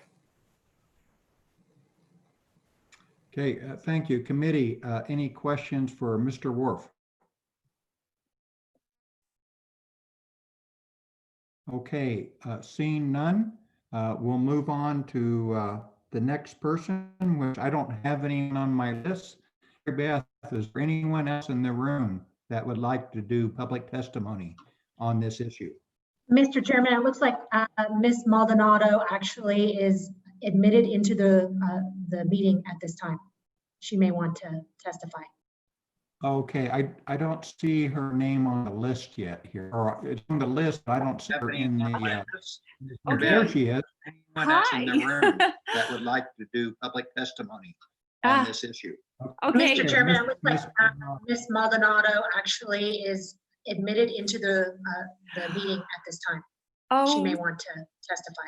Thank you. I hope. Okay, I don't see her name on the list yet here, or it's on the list, but I don't see her in the. Mr. Chairman, now, That would like to do public testimony. Ms. Maldonado, she needs to mute her Zoom meeting. She actually needs to go off of her Zoom meeting. Testify. Thank you. I hope. Okay, I don't see her name on the list yet here, or it's on the list, but I don't see her in the. Mr. Chairman, Please mute your speaker. Ms. Maldonado, Yes. she needs to mute her Zoom meeting. She actually. The YouTube, turn the YouTube off. We can't hear you. You muted your speaker, but you need to turn off the Zoom or the YouTube. We can't hear you.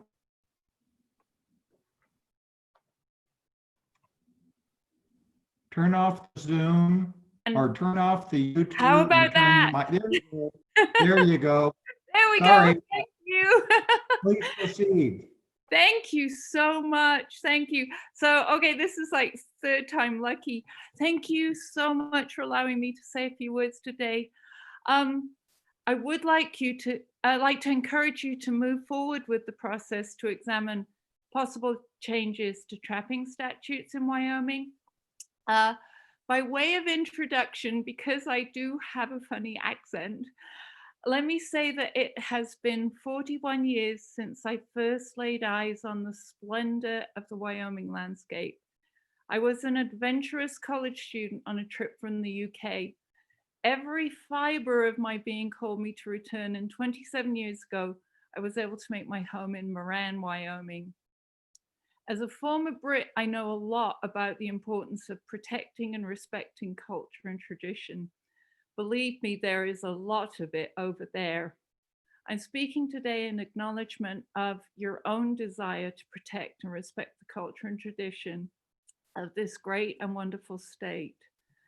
Governing is a dynamic process, and Wyoming has always been known to have been on the cutting edge of responsive and adaptive decision-making.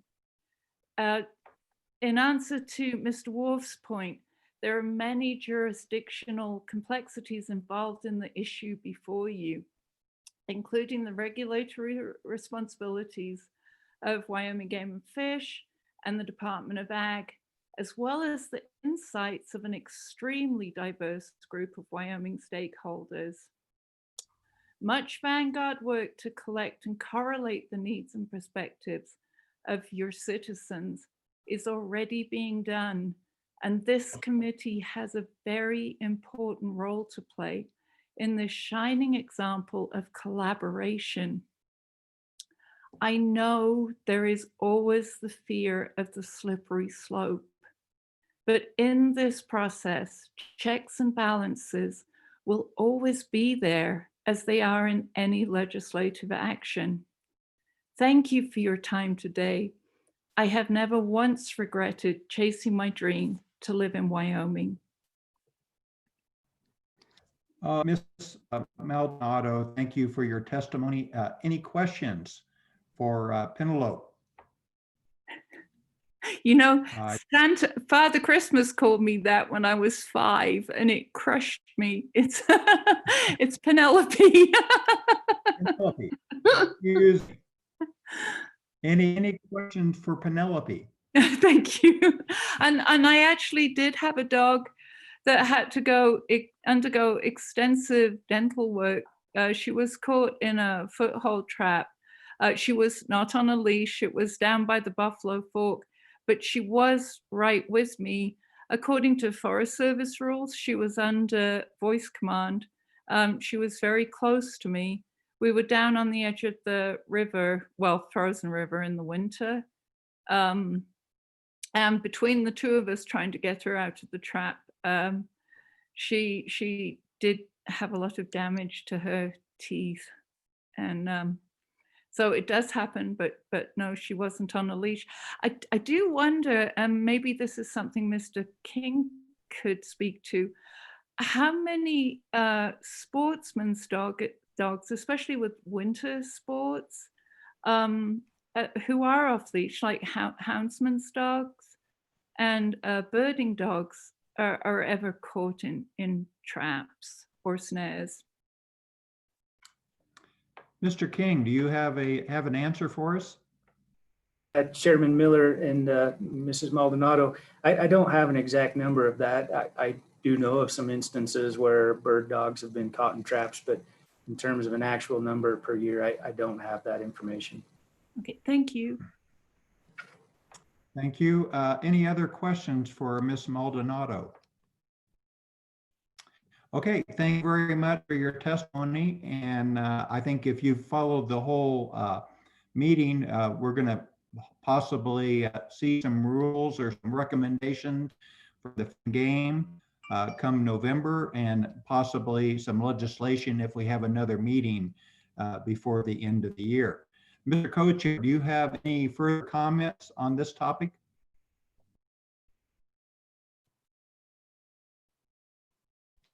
Mr. Co-Chair? No. He may not be there. Oh, there you go. I'm here. Any further comments? Right. Any further comments on this topic? No, sir. Okay, any other comments? Okay, we'll close public comment on this issue. Ms. Coach, we'll go back to the issue, possible additional legislation on, I believe it applies to tags. Go ahead.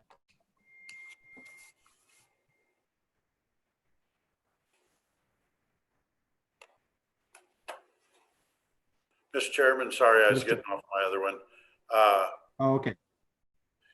What I was referring to, and I'll allow, assuming you're all right with it, Angie Bruce and Mr. King and Mr. McGagnon are in, but I do think it's time for a task force. We've been, last time they kind of addressed these type of issues was back when my representative, Marlene Simons, was in the House, which we've had 2 members since then. It's been about a 30-year time frame.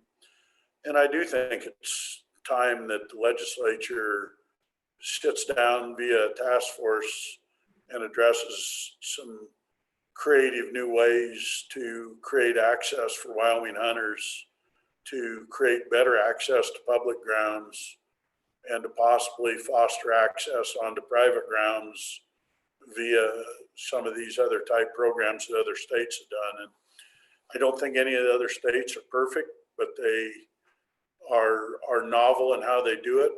I don't think you're going to see anything happens fast back to movement, but I do think at the place the state's at, we're seeing much, much more as our state grows of public wanting to access their own grounds, and for particularly the ag community and private landowners to hit a peaceful means that they're not having problems all the time. And I think there's some happy grounds there on that go clear from state land exchanges to landowner preference type things to some different management of game areas and ways. And like all change, I don't think it's easy to do. None of it comes fast.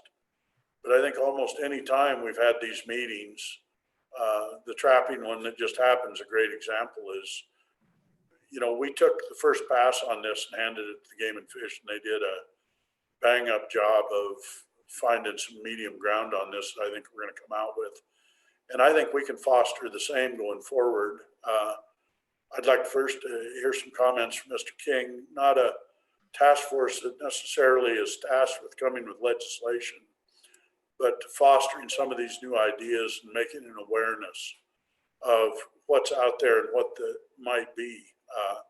What I've seen in the past is bills that come, and they come and all of a sudden there's a knee-jerk reaction. I've been a part of a couple of those hunter preference points bills, some access to state land bills, and they tend to just blow up and go crazy like Mr. McGagnon pointed out.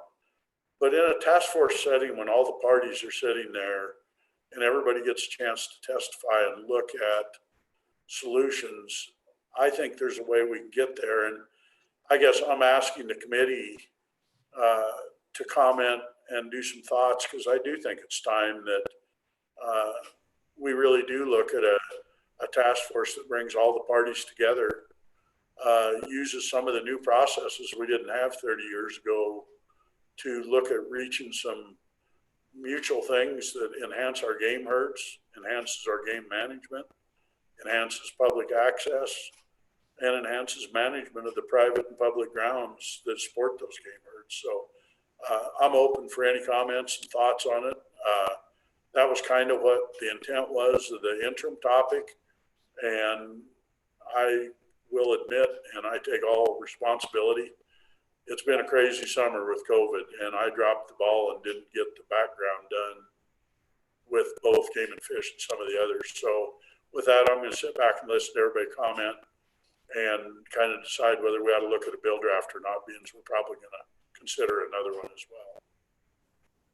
Okay, we'll go to Mr. King next, followed by Mr. Chad Wilson, who's been patiently waiting, and then hopefully Mr. Magagna is still on. So Mr. King, please proceed. Yes, Chairman Miller, Chairman Driscoll, thank you. You know, certainly here at Game and Fish, we're willing to take on work and engage in a collaborative process and pull together stakeholders and put some smart people together in the room. We're certainly willing and open to do that in any way, shape, or form that you might direct us to do. I do think that that's a good Wyoming way to tackle complex problems. And I think that would be a good precursor to the development of any legislation. I think if we can get a bunch of stakeholders in the room together and sit down at the table, that's a great way to start off. So we're Game and Fish. I'll let Angie chime in, but I think we're certainly willing to lead that charge if that's the pleasure of the committee. Andy, did you any follow-up on that? Yeah, Mr. Chairman Miller, Co-Chairman Driscoll, absolutely what Chief King said. And, you know, we undertook a very extensive stakeholder process in our strategic planning and outreach, and the access issue was definitely a priority for the citizens of Wyoming. So I like the idea of taking a comprehensive approach, which I think this task force could do, and look at all angles and decide how to move forward from there. Very good. We're going to go to Mr. Wilson next, then followed by Mr. McGaha, and then Mr. Wharf. So Chad, are you still with us? I am. Very good. Thank you for holding on. Yeah, no worries. I guess I'm still a bit, would you like me to just explain the Utah CWMU program? Is that kind of what we want to go with? Mr. Co-Chair, do you have some comments there for some direction for Chad? Mr. Co-Chairman, thank you. I would say very briefly, just do a thumbnail of where they're at. Probably the real guts of it would come should we have a task force. That's going to be where the rubber would meet the road on doing deep dives into these programs. But probably just something so the committee's got an idea of what may be happening if you know about other states. Okay. Okay, go ahead. Go ahead, Mr. Wilson. Okay, yeah, I can give a brief overview of what that program looks like. And that's, after hearing the discussion, that's what I thought, that this may come up more in a committee more than this. But yeah, it's a program where we give private landowners, they have to have certain acreage requirements, 5,000 acres, contiguous acres for deer, pronghorn, 10,000 for elk and moose. And we have different ratios of what the private individual would get, and some of it goes back to the public. So generally for like an elk, you'd get 90% of the tags would go to the private landowner, and those would be a voucher that they could sell or give away or do whatever they want with, really. 10% would go to a public draw. So it opens up private land for public hunters that generally otherwise wouldn't be able to hunt it, provides a higher quality hunt. Usually these CWMUs are managing for a higher quality animal to be harvested. So it gives the public a better hunt than what a general season hunt would be. In return, if they choose a 90-10 split, we have a few different splits, but if they choose that, then 100% of the antlerless tags will go to the public through a public draw. Yeah, and really, maybe the best thing we'd say is that we established it at the beginning of our rule. We state why we established it, and it was to increase wildlife resources. We've seen that happen a lot of places where people wouldn't tolerate wildlife, probably most specifically elk, but all of them. We're able to have a lot more wildlife in those areas because of this program. It is to provide income to landowners. So, and that's partially to make it so they don't have as much incentive to sell to get it developed, but will leave their lands more wildlife friendly. It provides the general public access to private and public hunting lands to hunt, creates a satisfying hunting opportunity, and it gives protection to landowners who open their lands for hunting. So it really creates their own mini unit. So if you don't have a CWB tag and you're hunting on that private land, it's a little more stiff than otherwise. And provide landowners an incentive to manage lands to protect and sustain wildlife habitat and benefit wildlife. And we have seen that happen. A lot of ranches, a lot of these places are cattle ranches already, but you see them kind of take a turn to manage for wildlife and to have their land. I guess when they manage their land, it's more towards an eye towards the wildlife and how it will benefit them. And that in a nutshell is what it is. I guess if you have any questions, feel free. Mr. Wilson, can you, those acreage requirements, does that include just private surface, or does that include leased grazing lands from the BLM or Forest Service? Yeah, no public lands to meet minimum requirements. There are cases where we have public land, like we allow 3 exceptions for public land, and that's one if they're completely surrounded and inaccessible. If it's to create a hunt boundary, a definable boundary, which we're seeing less and less need for that with OnX and other mapping things. It's not as difficult. So that one we're not even using as much. And the last would be if we needed it to help us with our big game management, and we usually don't use that third one very much either. So usually it's just if it's inaccessible to the public is mostly what we're using. Okay, thank you. Further questions for Mr. Wilson?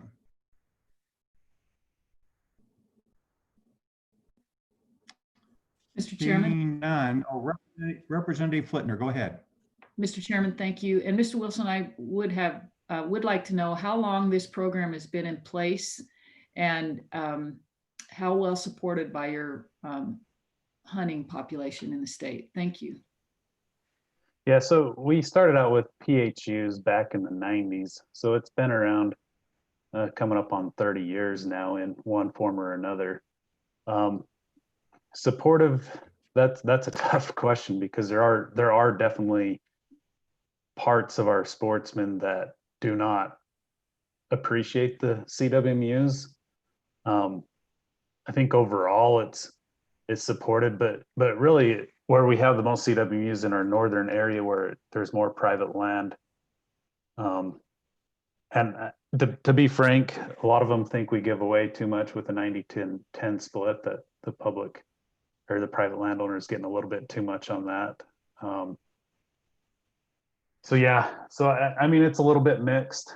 I would say overall it's supported and seen as a good thing, but there is definitely a crowd out there that doesn't like it. Mr. Chairman? Herbert Flitner, follow up.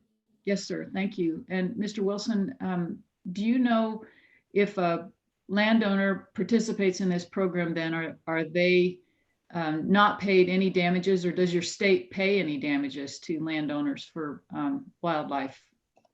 That's actually been one of the big benefits for us is with a lot of these units, we were paying a lot of damage. And with the CWMU, yeah, we don't. Matter of fact, I mean, I think there's potential that we could, but it would just be paying above and beyond what. No, actually with CWMUs, there's not. I was gonna say, sometimes we put a little clause there that if the damage is greater than what they're selling their tags for, then we'll pay. But with CWMUs, it's not that way. So yeah, we don't pay, and we actually ask them to help with surrounding landowners, because what we've seen is that they've gone from not wanting wildlife to wanting wildlife, and so the population on their land sometimes will grow quite a bit, and it will affect the surrounding landowners. So we've asked them to help with those surrounding landowners, and they usually do a pretty good job of helping surrounding landowners. So not only are we not paying on their land anymore, a lot of times they're taking care of the problems for their neighbors too. Or if they touch, then they'll incorporate them into the CWMU. So yeah, I mean, it's helped drastically with payments. Senator Nees, you have a question. Yes, thank you, Mr. Chairman. Mr. Wilson had mentioned a link that we could log on to look at this. I don't recall seeing that link. Was it sent to us or? You know, Mr. Wilson, if you did send that, send it to our staff person, Mary Beth, and she'll get it distributed. Okay. Yeah, it was Mr. Wharf that I forgot his name, and I apologize to him if he's still listening. But yeah, that's who I spoke with, and I sent that to him. But yeah, it's on our website too, but I can send that direct link and you guys can get on and look at it. Thank you. Okay, further questions for Mr. Wilson? Seeing none, we're going to go to Mr. Magagna now, if he's still on. Jim, are you there? I am, Mr. Chairman. Very good. I am Please on. proceed. And, after hearing a little more from Co-Chairman Driscoll in terms of what he envisions, I think this is an approach that we would definitely be supportive of, understanding that there will be a lot of communication opportunity there. Hopefully there'll be some consensus building, and that the final report may or may not call for legislation. That's something yet to be seen, but I think this is a discussion that needs to take place. As I mentioned earlier, we've been attempting to get a discussion going with Game and Fish the past couple of years and realize it's a challenging discussion, but I would at this point say that we'd be happy to participate and would encourage the committee to move forward with the understanding that there needs to be some time for this. It's not going to be a final report coming back in a very short time frame, but it's a discussion that could be very beneficial to sportsmen and to the landowner community in the state. Okay, any questions for Mr. Magagna? I don't think we would do this very quickly. If we put a task force together, it would be during the next interim to review this and come back to the committee to sponsor legislation for probably 2022 is what I would guess. But Mr. Co-Chair, you have any comments on that? I do. I'd like to see us, if we're going to meet one more time on trapping, to possibly consider a task force bill this year that theoretically could be signed into law, and we could have a series of 4 or 5. I think it's going to take that many meetings to go through the thing to kind of look at it. And I'm in full agreement with both the Game and Fish, Mr. Magagna, and others that this is not something to be addressed in one bill or in one meeting. It takes, I sat and I would look at it similar to the Recreation Task Force and the Forest Task Force, which I sat on both of them, and they're difficult committees to manage and to run, and they deal with really broad issues. And I think the time's here on that, assuming the willingness of Game and Fish to do it. And sometimes not much comes out of those committees, and sometimes some really neat things comes out of them. And my recommendation would be for us to ask for a bill draft. That actual task force bill draft is pretty simple. It mainly looks at membership and money, and from there it gets picked and run. And my guess is the governor's office is going to grab a hold of this if it goes, because it's a big issue, and I think it's one it's worthy of Wyoming at this point in time. We're in a big growth time, and it's going to change how we manage game and how we have access to lands. And I think this is a very good time to address it as soon as we can take a look at it. So for me, I guess I'm asking for us to direct staff to go ahead and put together a rough draft of a bill draft our committee comes out today with, assuming they're in favor of it. And we take a look at taking it in front of the legislature, and that opens the first conversation. Even if the bill fails, it opens that first conversation that there is a need and a want out there. So with that, I'll stand back and kind of listen to everyone else's thoughts. I thank everybody for their input. Well, we have another testimony from Mr. Wharf. This is Mr. Wharf now, and see what his comments are. Yeah. Bob, are you there? Yes, Mr. Chairman, can you hear me? Yes, we've got you. Okay, I apologize. I actually had wanted to testify before you introduced Chad. I had asked Chad to come on here to perhaps be available to answer questions after I had talked a little bit more about it. I wanted to be able to introduce him to the committee. So he is the private lands, or it's public wildlife private lands coordinator for the state of Utah. But he handles that program, and he talked a little bit about that. He did a good job. I feel bad he kind of got thrown in there. I'd planned on laying a little bit more groundwork, but one of the problems that I've seen, and it's not to criticize the Access Yes program. It's a good program, but it is limited. We heard today in testimony that the most the department can pay is $9,400. The biggest ranch they have is 100,000 acres. If you do the math, they're paying that landowner 9.5 cents an acre. And I can tell you one of the problems that they run into, and we've had that problem happen over here in Evanston, several of our hunter management areas, the guys in Utah know how this game is played. And so the guys in Utah have came in and they've offered some of these landowners more money than the department can pay them. And those lands have gone from being available through the Access Yes and hunter management programs to being privately leased now. And I'm actually surprised that the Bear River Divide has not been leased up yet. That's always been our fear here in Uintah County, is that that may happen just because there isn't a lot of return on those landowners. It's multiple. It's comprised of multiple landowners, but you know the main thing I wanted to talk about and make sure that the committee is aware of is the Access Yes program works really well for smaller landowners. Where it really falls down is on these bigger landowners. Like I said, it actually identified landowners that people probably couldn't have been able to find. But once they found them, they were able to lease those lands and get them off the availability for the resident hunters. So, but I do know the committee, when we polled our members, I had 1,000 respondents, and the number one issue that we had was access.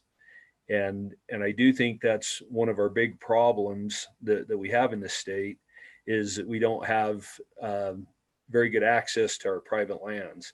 And, you know, it to me, I don't want to be lit, or I know we're on a time constraint, so I'll cut my comments short, Mr. Chair.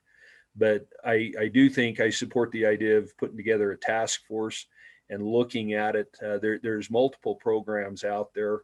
I do think that the timing is right to kind of look at this again and see if we can't figure out a way to provide a resident access program that's both beneficial to the landowners and the residents of this state. So with that, I'll just cut off my testimony, Mr. Chair, and turn the time back.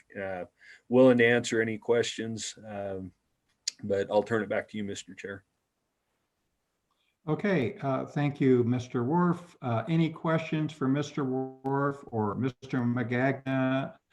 Or I don't know if Mr. Wilson is still there. Committee, any questions for anyone on this subject? Okay, Mr. Co-Chair, what's your pleasure here? How do you want to proceed? Do you have a proposal for draft legislation?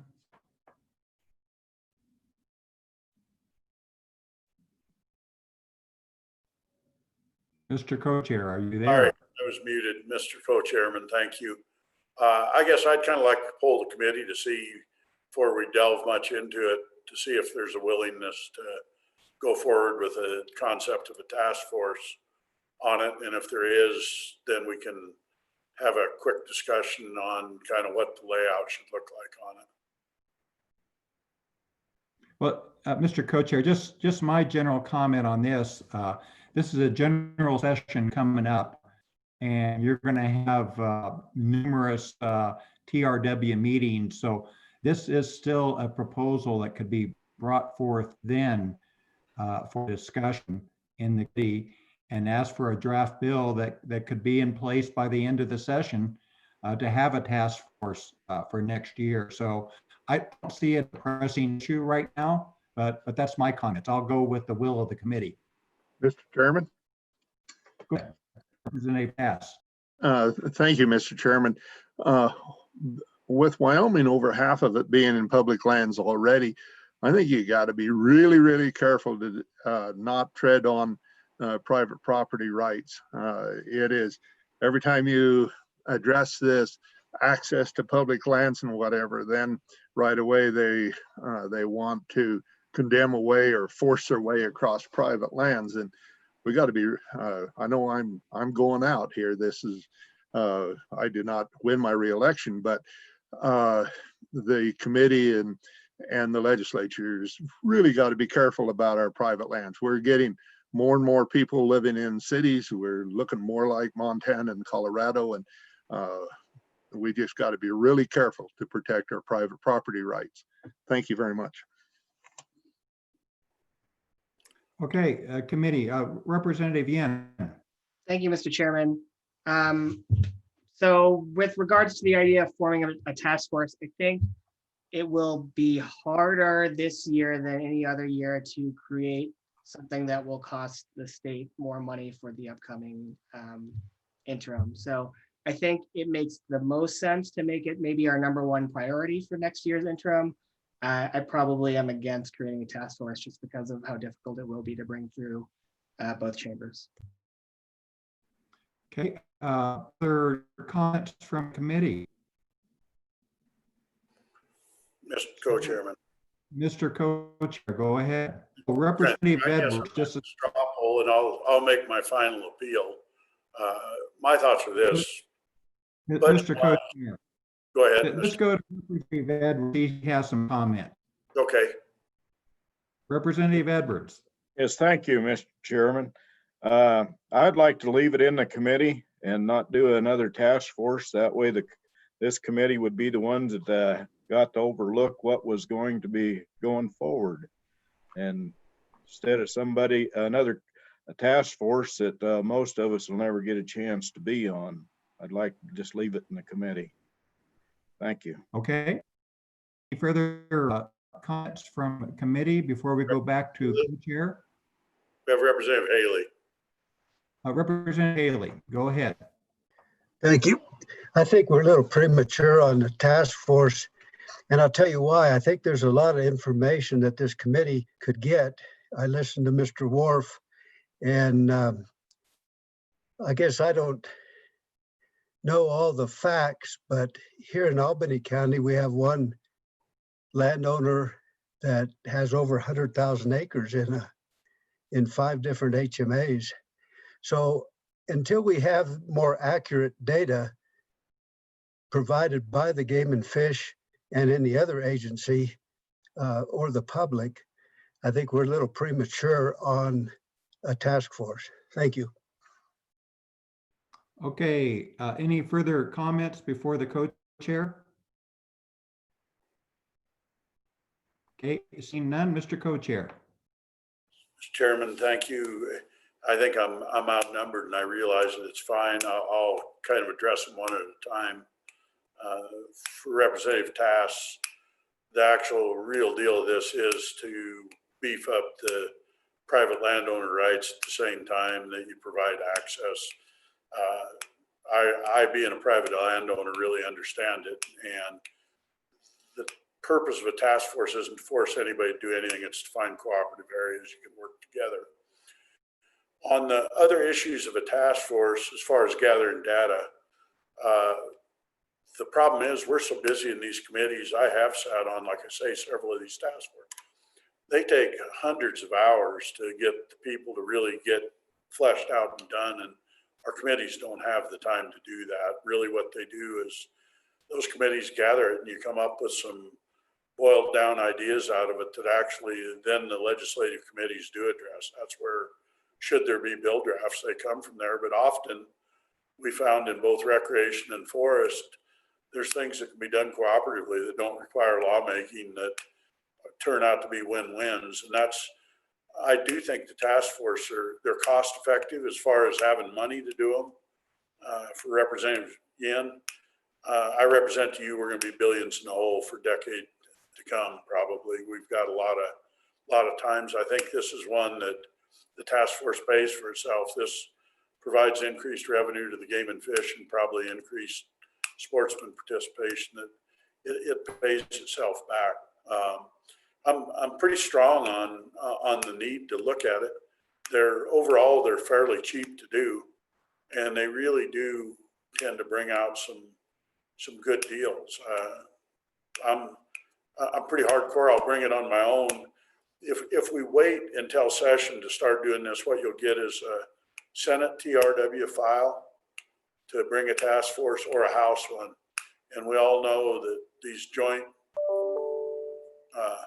committee bills do much better than one from one side or the other. So I still would like to see us draft up a bill, even if it fails, that gets the idea out there and we have the discussion. So with that, I'll wait till we raise hands on a poll and call it good. Okay, any further comments from the committee? I think we'll just take a straw poll where we want a draft bill for the next meeting. So, Mr. Co-Chair, is that what you have in mind? Yes, sir, Mr. Co-Chairman. Okay, so all those in favor of staff drafting a bill to look at this task force for the next meeting, please raise your hand, and I'm going to let Mary Beth count the hands.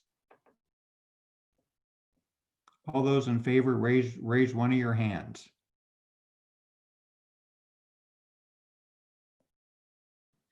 Mr. Chairman, looks like I have 2 members who raised their hands.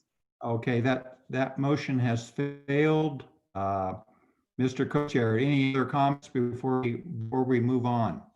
All good, thank you. Okay, thank you, committee. This take a break until 11 a.m. Get back on track, and Mr. Wharf is up then on wildlife rendering discussion.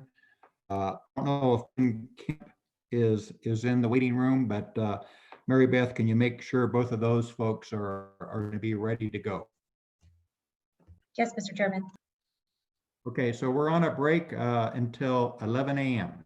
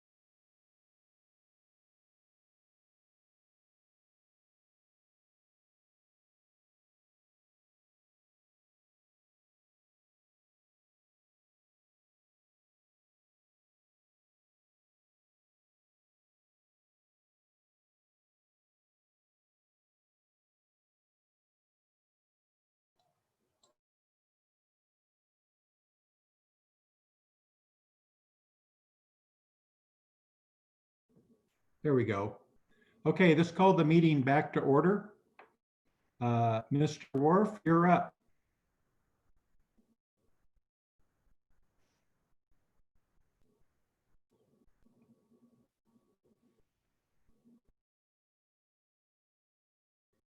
Could you hear me okay?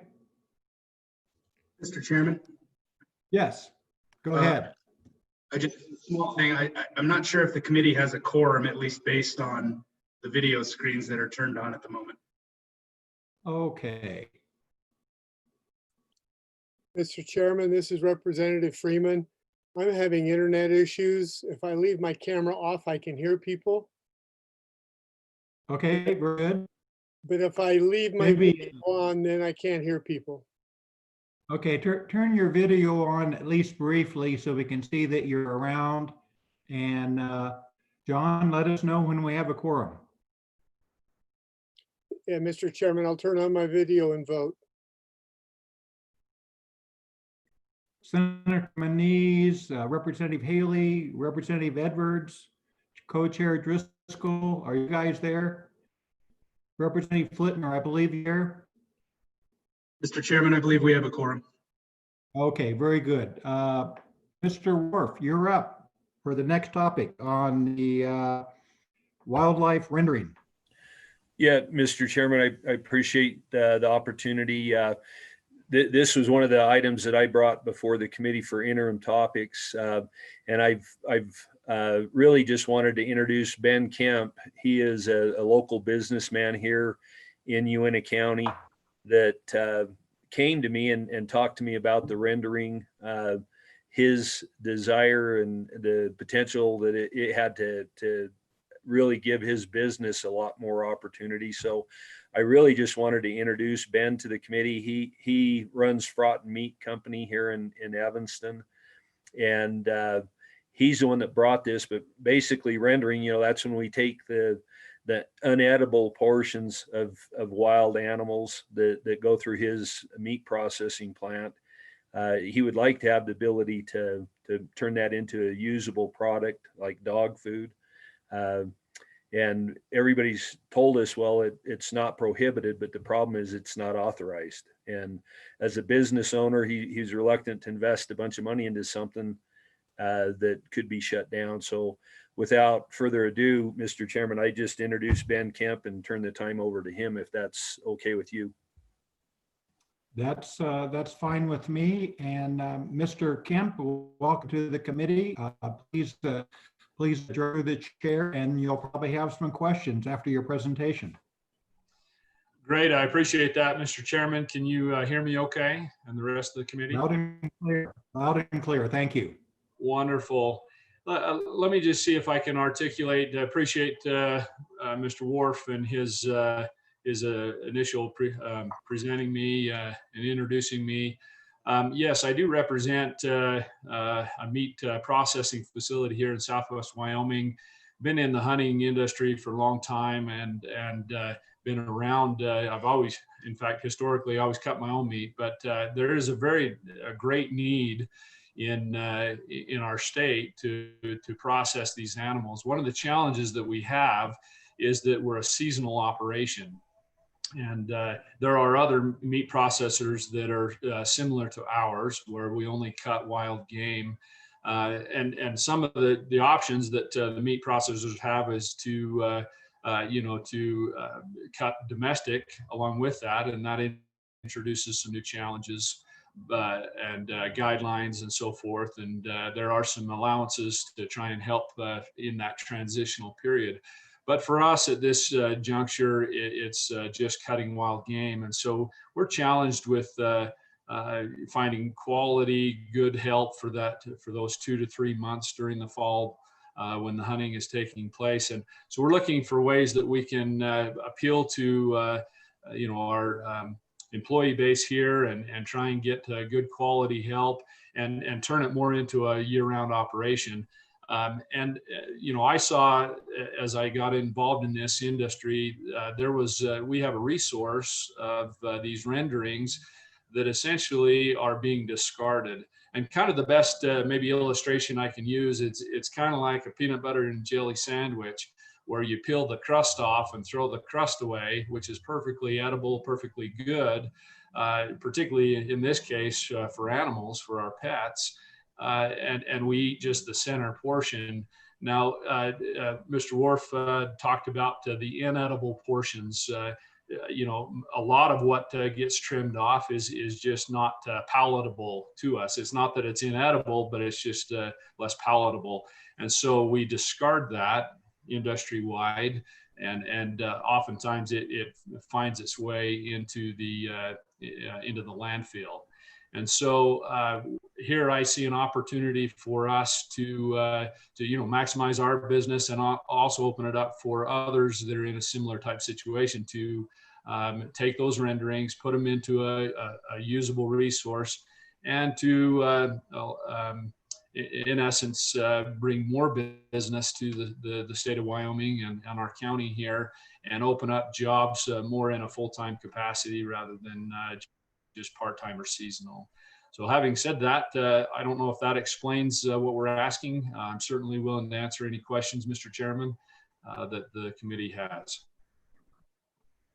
Well, thanks, Mr. Kemp. And give us an idea of what percent of a deer or an antelope or an elk is waste. Like if I take a 150-pound deer in that's been field dressed to you, what percent comes back to me, and what percent do you consider waste that you have to dispose of right now?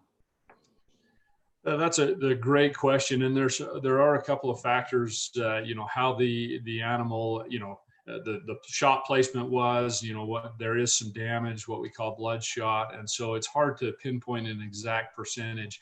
But I can give you some general ideas. So we deal in carcass weights, which is the animal with the bone in and hanging without the hide or without the lower leg extremities. And also the head is detached. So that's what we call carcass weight. And that carcass weight comes in at approximately 60% of the live weight when the animal is still alive on the hoof. It's not exact, and it changes based on the animal and the bone structure and so forth. But of that 60%, generally speaking, 50% of that ends up being waste. And when I say 50%, we're talking the bones, the what we call the silver or the connective tissue, the fat. The fat it's not that it's not edible, but it's not as palatable. That's where your flavor, your gamey flavor comes in. And so it's unwanted, generally speaking. So by the time we boil it all out, the meat that the hunter receives back, in a perfect scenario, is approximately 50%. Okay, good. Katie, questions? Representative Haley. Turn your mic. Thank you. Yes, I've had trouble getting my little arrow over to my mic. Having a little experience with this, my question is, have you talked to the prosecuting attorney in Uintah County and or the game warden or any game and fish law enforcement to see if they'd even write a ticket? I can appreciate the gray area aspect of this, what you're trying to do. But I'm wondering, has anybody indicated they write you a citation for this if you're rendering the few little scraps of meat that's left on bones? Go ahead, Mr. Kemp. Mr. Chairman and Representative Haley, thank you for that question. Mr. Chairman, in answer to that, and the answer is no, we have not been threatened with any type of citation or ticket. A real question boils out to according to the Game and Fish in the state of Wyoming, the edible portions of the animal, which you're required by law to protect and to preserve at all possible, is considered the forequarters, the tenderloins, and the backstrap. The other portions of the animal are not considered edible. And yet in the four quarters, for example, you have the bone structure, you've got the femur bone and all the way down to the hock. And that's by definition still considered edible by technicality, but it's really not edible because we discard those. And so that's where the gray area comes into play, is that it really isn't well defined as to what is inedible versus edible, both from a legal Wyoming statute standpoint or game and fish perspective, and then also from an edibility standpoint, or what's standard throughout the industry. So those bones, for example, they do have, they are edible. We have changed from yesteryear, where we used to use up all of those bones and cut a bone in, so to speak, and leave that bone marrow and that connective tissue, the collagens that are in that connective tissue in the joints. And we've kind of gone away from that and eliminated those as we eat that wild game today. And so I think that that's where some of the discrepancy is exactly what is meant by edible portions, and then the fact that the inedible portions is not treated within the law. There is an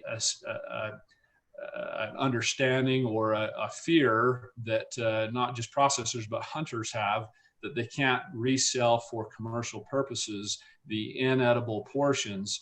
And there was an example of this that happened up in Casper, and I have talked at length with the local game warden, and he's aware, and his supervisors are aware of this that happened, where an individual in Casper wanted to take the renderings and process them in their home and then sell them for a profit.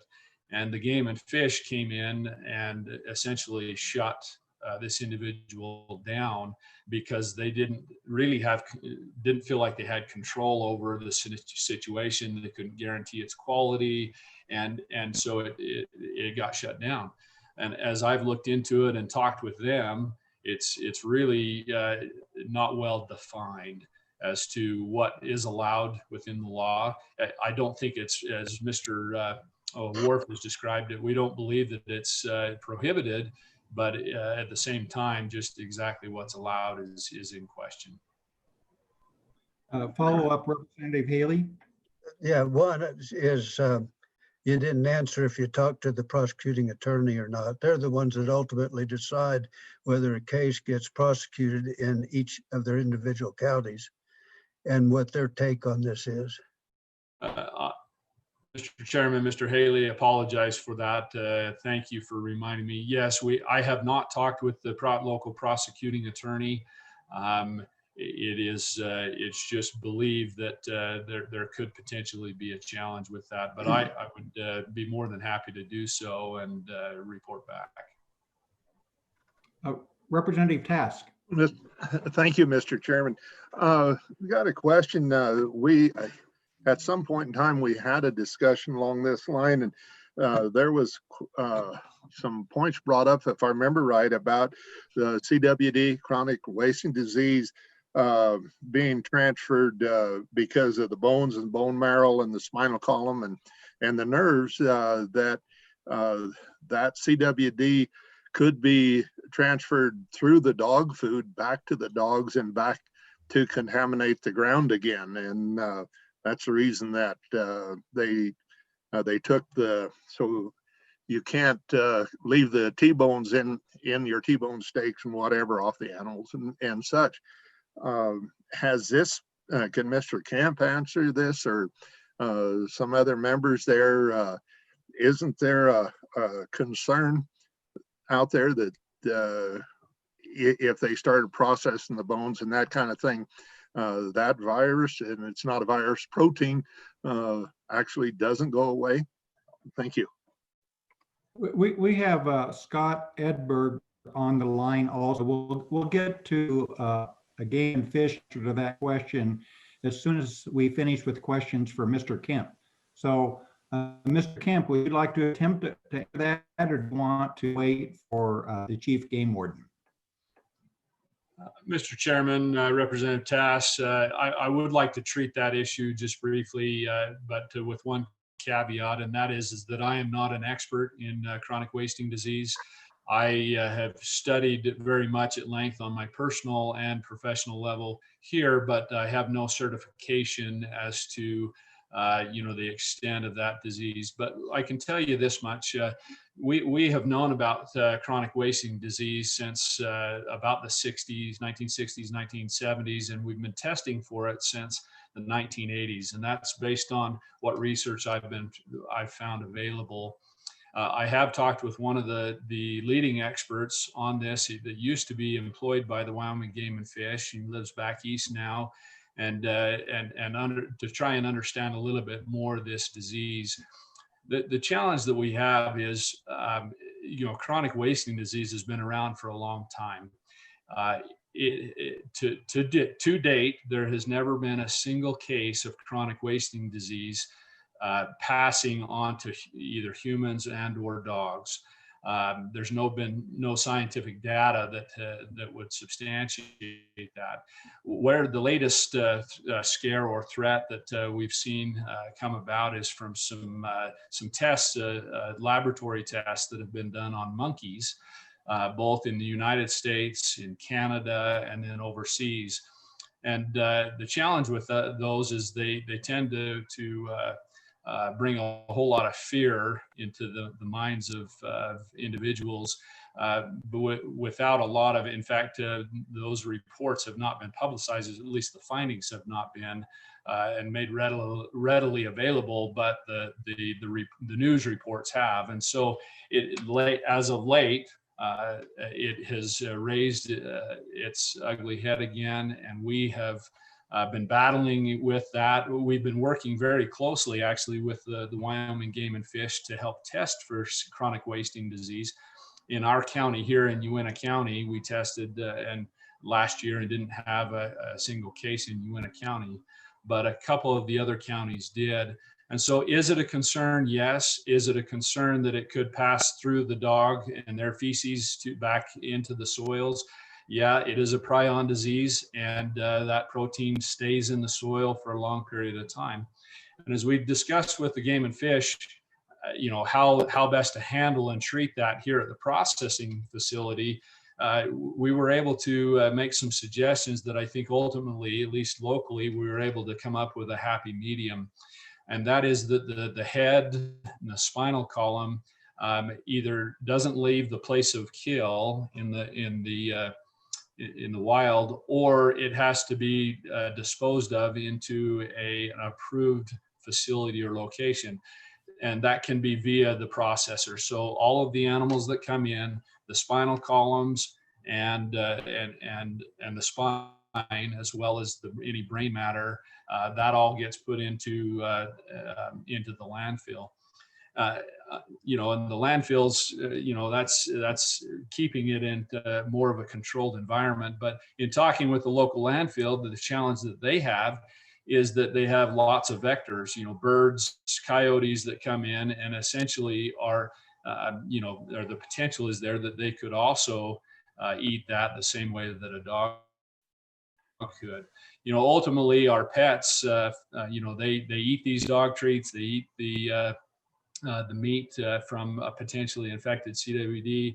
The majority of that's going to end up in the same location that we take the spine and the brain matter to now, and that is the local landfill. I don't know if that answers your question, but that's kind of the perspective that we have. So we're going to go to Chad Berger in a minute after we finish questioning Mr. Kemp.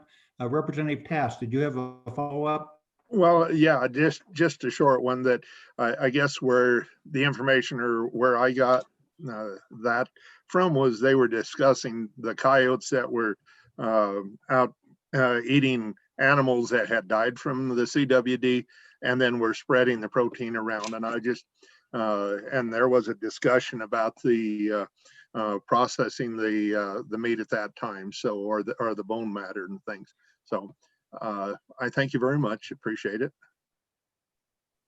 Okay. Further questions from Mr. Kemp? Okay, seeing none, this go to Chief Edberg, and a couple questions for you. The Chairman. first, oh, Chairman. Representative Flitner, go ahead. You actually have several people on your committee who have raised their hands. The first one I saw was Representative Freeman. Okay, Representative Freeman, go ahead. Thank you, Mr. Chairman. And I admit that I don't know what I'm talking about, but in my mother's hometown, there used to be a dog food processing plant.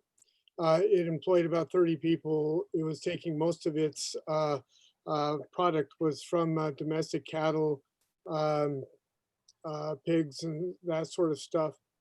And what happened to it was, according to my cousin, is that the requirements, the federal requirements for dog food were such to where that they couldn't use renderings from domestic produced animals. So I'm just wondering if Mr. Kemp is aware of those increased standards and whether or not that they can meet those. Mr. Kemp. Mr. Chairman, Representative Freeman, thank you for that question. We are aware of the regulations involved with the processing of dog food. We actually are manufacturing these dog treats in other locations. The challenge exists in that USDA versus non-USDA, and each jurisdiction has, each state has their own regulations. More and more, they're starting to follow what's called the AAFCO standard, and that has a lot to do with labeling and guaranteed analysis and so forth. But each individual jurisdiction weighs in on that a little bit differently. Our neighboring state, the state of Utah, has allowed for this provision in law to use these renderings for many years now, and that's currently where we process and make these dog treats. And as far as I know, it's completely legal, and it meets and follows all of the guidelines and regulations that the state requires. And we would certainly want to follow that and do that here in the state of Wyoming as well. Our pets are not as affected by some of the regulations that we have in place for human consumption, particularly in the realm of E. coli or salmonella. We have a tendency to humanize our pets and treat them as though they have the same digestive system that we do. To give you a prime example of that, a dog's primary energy source is actually from fat, and yet we have a belief in our world that they shouldn't be eating lots of fat because, like us, we could get unhealthy because of that, and that's just not the case. They have a different digestive system. They're different species, and they do very well on this and have done for many years. There's lots of track records in other states that are using these renderings, and Utah being the closest one that we work with. Also, there's a couple others that are looking at this as well. So I don't know if that answers your question or not. Or Representative Freeman, follow up? It's like I said, I didn't know quite what I was talking about, but I just want you to be aware of that this company that had 30 employees was shut down in Kansas because of what the nutritional portion of what the food that was being produced was there. So I don't know if that was the USDA or whoever it was. I just want you to be aware of that and just kind of get some information of, what does Wyoming have and what does the federal government kind of come up with. So, but I was told it was the federal government that shut them down. Okay, Senator Dalton.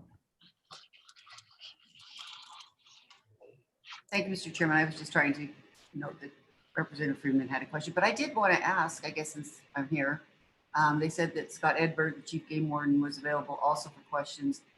What does he think of this proposal? Who did you ask that to? Mr. Edberg here, he is the chief game warden, and he's in the call with us. I just wondered what he thought of the proposal and if he had any concerns. Yes, we're going to go to him as soon as we finish with questions with Mr. Kemp.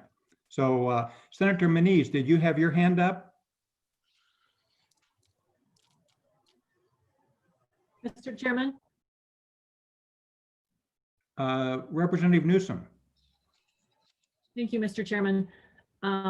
Just to give you a little background, I came to Wyoming as a meat inspector, so I have a little bit of knowledge in this area. And what I know about rendering is that they treat the products in such a high temperature that the diseases are generally killed at those temperatures, and that it is a safe way to handle the byproducts of meat.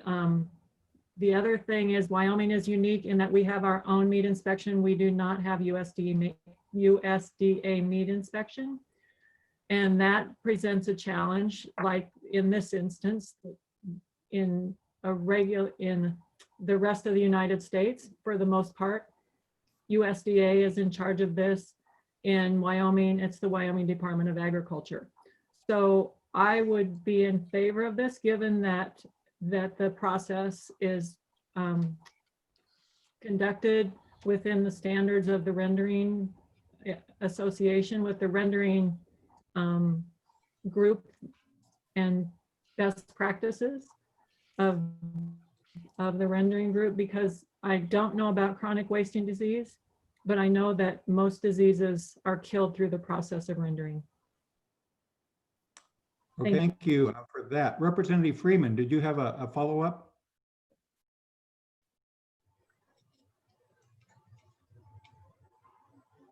I don't think so. So no further question. Mr. Freeman. Mr. Chairman. Who's that? Representative Tass. Task. Representative Tass, please proceed. Thank you, Mr. Chairman. From my limited knowledge of what I hear from different ones, the CWD is a protein and not really killed by the temperatures. It is. It's not a virus. It's nothing that you can vaccinate for. It is a protein, as I understand. So I don't think from the temperature does kill it, but I stand to be corrected. Thank you. Okay. Any further questions for Mr. Kemp before we go to Chief Edberg? I am seeing none. Chief Edberg, a couple of questions. One, is legislation necessary to allow these wild game processors to take the waste portion and render it and sell it as dog food? Is it special legislation to do that? And number two, all the disease questions that we had, chronic wasting disease, please address that also.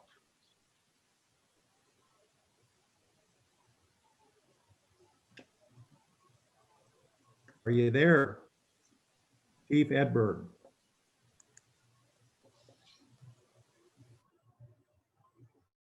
See your mic's off.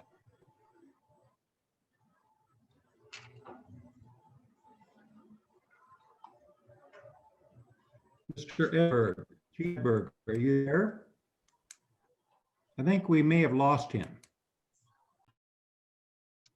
Mr. Chairman, it looks like he's just having some audio issues. If you give him just a second, maybe he'll be able to figure it out. Okay. Maybe Representative Haley has some comments on all this. Oh, Chief, are you there? Turn your mic off or on. Your mic is still off.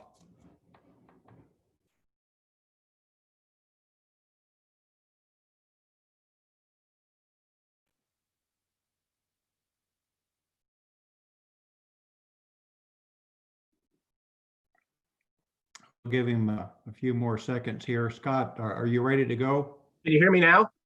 Yeah, we got you now. Thank you. All right.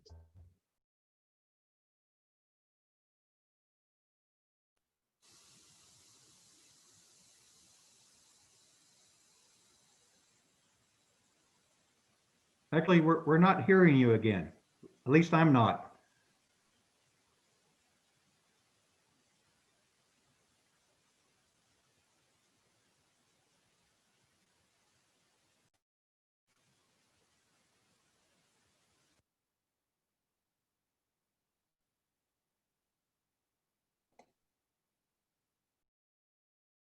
Oh, the joys of Zoom and technology.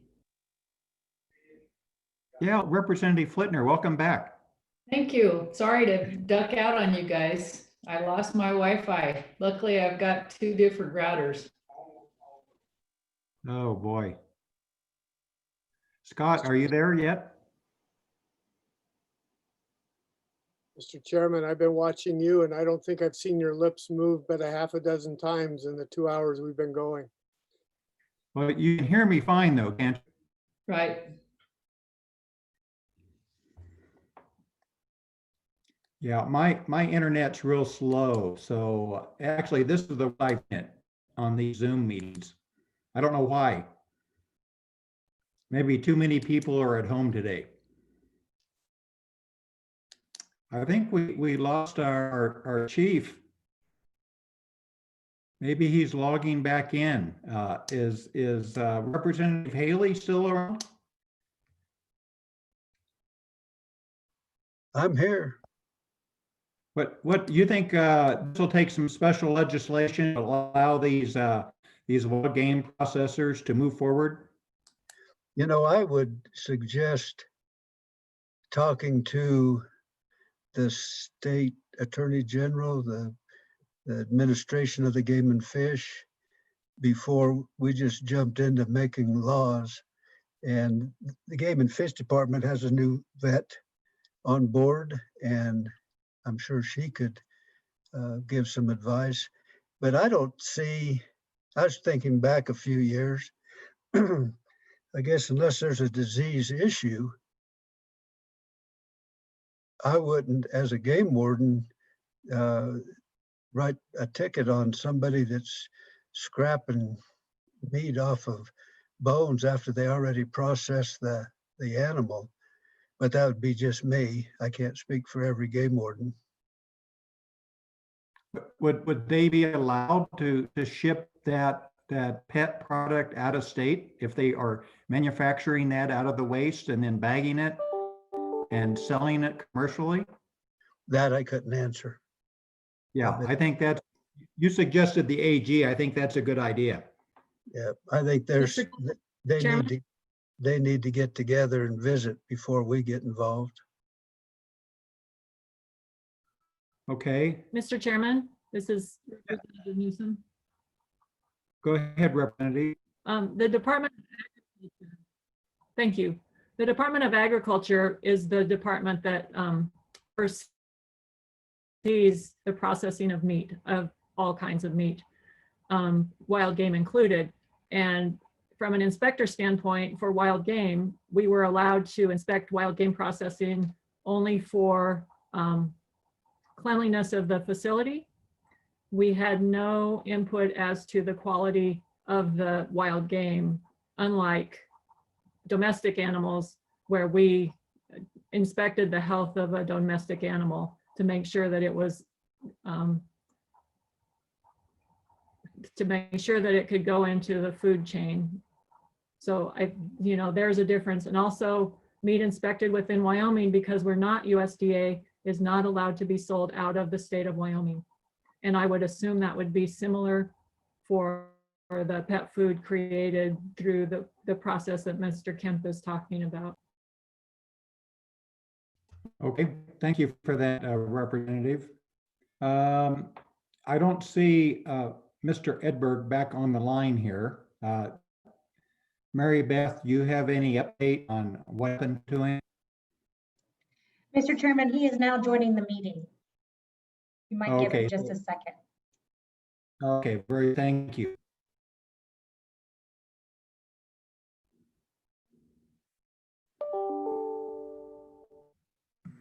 How about now? Scott, are you there? Yeah, can you hear me now? We can. All right. How about that? Sorry about that. To get an expert involved, huh?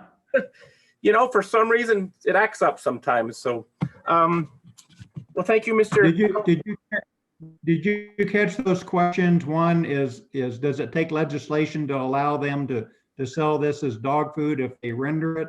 And number two, what's the chronic wasting disease ramifications? I did, Mr. Chair, and it's an honor to be here. My name is Scott Edberg, and I'm actually the Deputy Chief Game Warden. And if I may, I'm going to give a little history on this topic because we've dealt with it over the last couple of years, if I may. Please proceed. Sir. So back in 2018, we had a young lady from Jackson bring a proposal, a very similar proposal forward to the agency.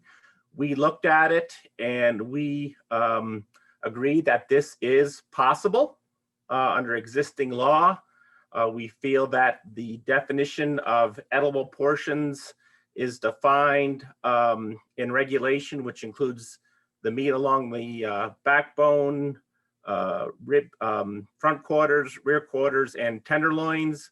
It does not include the neck or rib meat. And so we feel that's, with that definition, there is availability to use other parts of game animals for this rendering dog food process. Additionally, the CWD transportation regulations that are in effect to minimize the spread of CWD does limit the use of deer, elk, and moose. However, all other game species are available, as well as trophy game, non-game fish, and fur-bearing animal meat is available for this process. With specifically, again, with regards to CWD, it being a prion, traditional processing methods will not kill it. We're talking of temperatures of 1200 to 1500 up to 1800 degrees is needed to kill that prion. And so that's probably going to be a little warm for processing dog food for a product that they want. But again, to answer your question is yes, there is a way to do this, but it is does have some sideboards specifically with regards to CWD and exactly what meat from what animals can be used. Very good. So you can do it by rule right now. It wouldn't take any special legislation. It's our feeling, again, based on current statutes and regs, there is availability to do this currently. And actually some of the recommendations that we did in the past for this lady out of Jackson was you can sure use trophy game animal carcasses. You can use non-game fish, wild bison, not edible portions, along with elk, bighorn sheep, mountain goat, not edible portions. Fur-bearing carcasses can be used, but game animals, again, you have to cannot use any of the edible portions that are defined in regulations, as I stated earlier. Okay, very good. Questions for Deputy Chief here, committee? Questions for the Deputy Chief? Well, you must answer that really well. Okay. Maybe we'll go back to Mr. Worf, who, Representative Freeman, go ahead. I was just wondering about roadkill. Mr. Edberg. Roadkill, Mr. Co-Chairman, Representative Freeman, that's a great question. You know, roadkill would have to be something we'd have to look at the same definitions of edible portions. Currently, you know, after an animal usually gets hit by a car, there's not a lot of edible meat left on them. If we were going to go down that road, we'd probably have to look at some statutory authority to allow roadkill, all parts of roadkill to be used. But again, a lot of times those aren't very good shape afterwards. So if they wanted to render a roadkill animal, it'll take special legislation for that. Is that correct? I would say yes. I haven't really given that one a lot of thought, but my initial reaction would be yes, that would need some type of statutory authority that would allow what would be defined as edible portions on a roadkill to be used for non-human consumption purposes. Okay, very further questions? Okay, seeing none, Thank you, Scott, for your time. Mr. Wharf, you want to bring this home? Yeah, Mr. Chairman, I guess the one thing that I would say, I kind of think maybe Deputy Chief Game Warden Edberg didn't hear the first part of Ben's testimony. The concern comes from the current statute defines edible portions. And what Ben is saying is that once they've peeled the meat off of the hindquarters and the front quarters, there is matter that could be utilized. But the problem is right now, the way the current statute is, it doesn't appear as though you could use that because it says that that's for human consumption. And what he's wanting to do is use the waste once the meat's pulled off of that. That's the big rub. And I do think that we need a statute. That's why we brought this forward. I think it's unclear, and maybe Chief Deputy Game Warden Edberg can address that, but I see it being problematic for them to have two different definitions of the same piece of meat, that being the hindquarters and the front quarters. So I guess maybe Scott didn't hear that part of the testimony. I guess I'd like to have him address that. Deputy Chief, go ahead. Mr. Co-Chair, Mr. Wolf, I guess I'm not tracking that question because if it's not defined as an edible portion in accordance with Reagan statute, it can be used. Rib meat, neck meat can definitely be used. So I guess I'm not exactly tracking the question to provide an answer on what he's actually asking.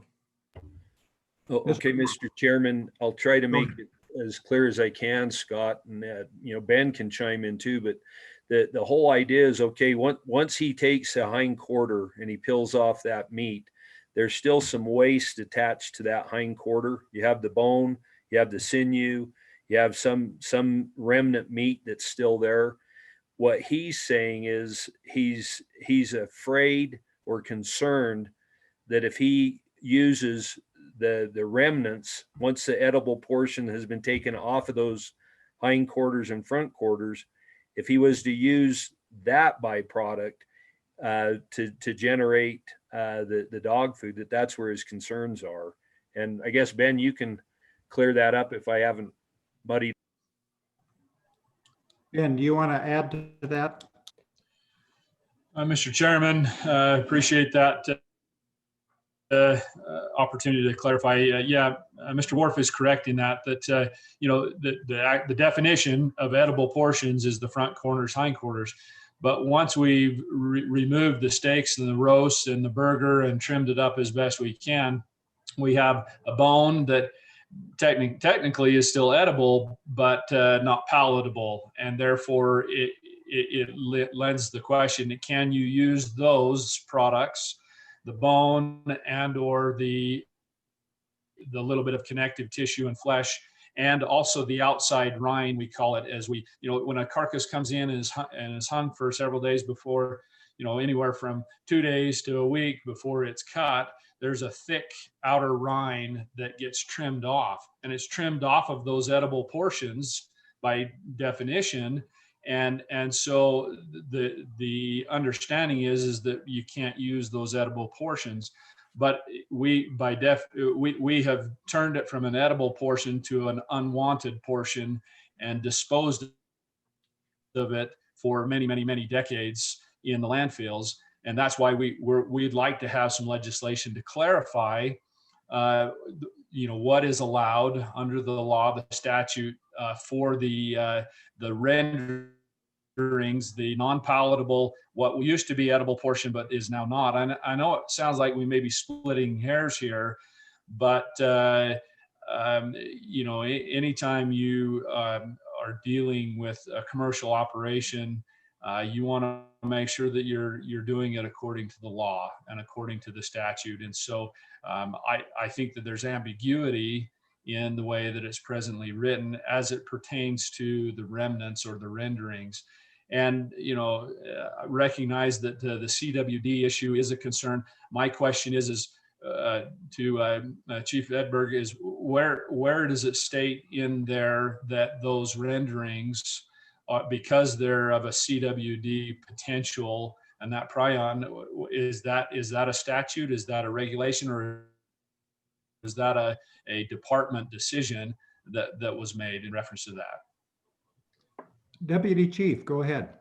Sure, Mr. Chairman, committee members. So I'll take it one bit at a time. So in regards to the bones are not considered edible portions. Edible portions definition is very specific to just the meat. So the bones would be allowed. The questions they bring up about the rind, sinew, maybe some, meat that sticks on to that. I think you have to give it the common sense test. And I think this is something we could address in regulation if needed, that we could further define edible portions of excluding byproducts of a approved or standard, whatever word you want to use, processing method. I mean, we all know that you cannot get every bit of meat off a processed animal, whether it's a cow or an antelope or deer or whatever. So, we would look at it from the common sense test as like, was a good faith effort made to process that animal to its entirety versus a lot of extra meat being thrown away. So I think we could work through that if needed be through a regulatory process versus a statutory process, since definition of edible portions is defined in commission regulation. CWD, that is a commission regulation based on national standards to help minimize the spread of CWD both within Wyoming and outside of Wyoming. And so at the end of the day, it's a desire that all parts of deer, elk, and moose that are not consumed end up in a landfill or approved incinerator for disposal, again, to prevent the potential spread of CWD. Of course, the one thing, the Human Health Organization recommends that any animal that's sick or tests positive for CWD does not enter the human food chain in any way, shape, or form. Not that dog food is human food, but there is some concern about CWD and other parasites, et cetera, being put into dog food from wildlife. Okay, further questions for DD? It sounds like maybe the Game and Fish and Department of Ag get together and come up with a joint rule if they so deem that it's possible to be able to allow these processors to make the waste portion into dog food.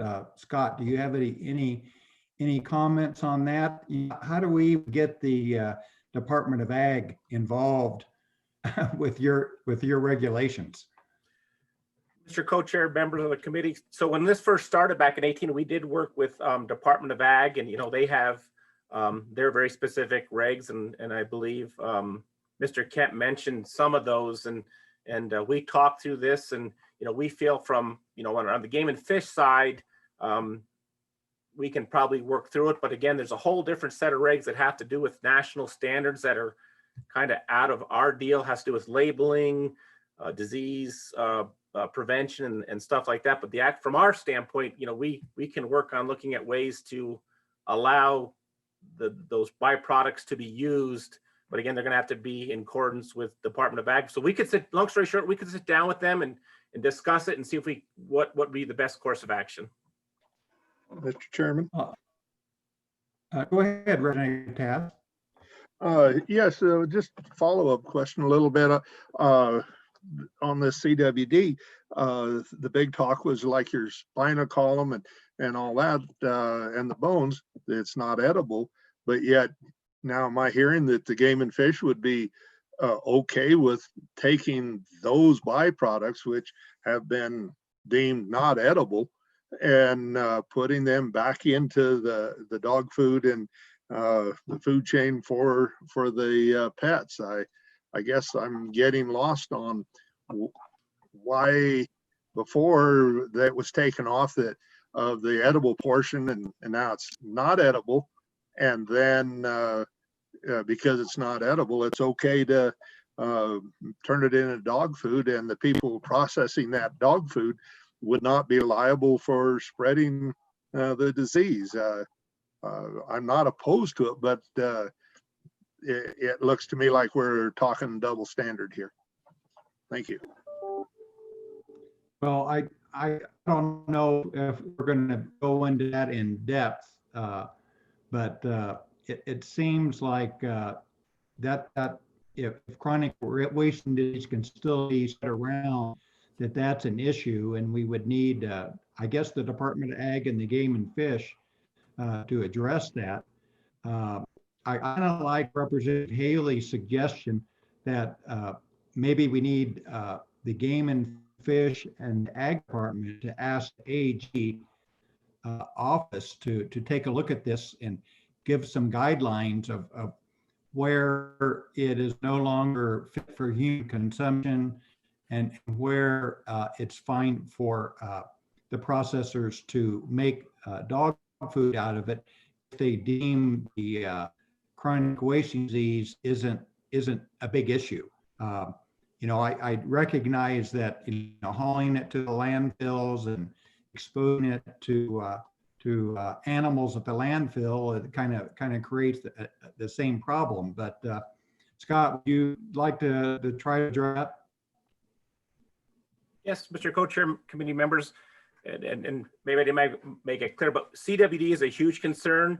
And I guess I meant more of those other species, wild bison, pronghorn, mountain goat, trophy or fur-bearing carcasses that where CWD is not an issue, is ones that maybe we could look at working through a process to allow those. But Representative Tass is correct. I mean, CWD is a concern, and I didn't make myself clear when I was trying to separate those two.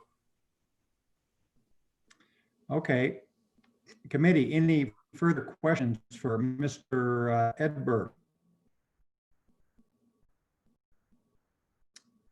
I don't see any. So Bob, would you like to wrap up where we're at in this?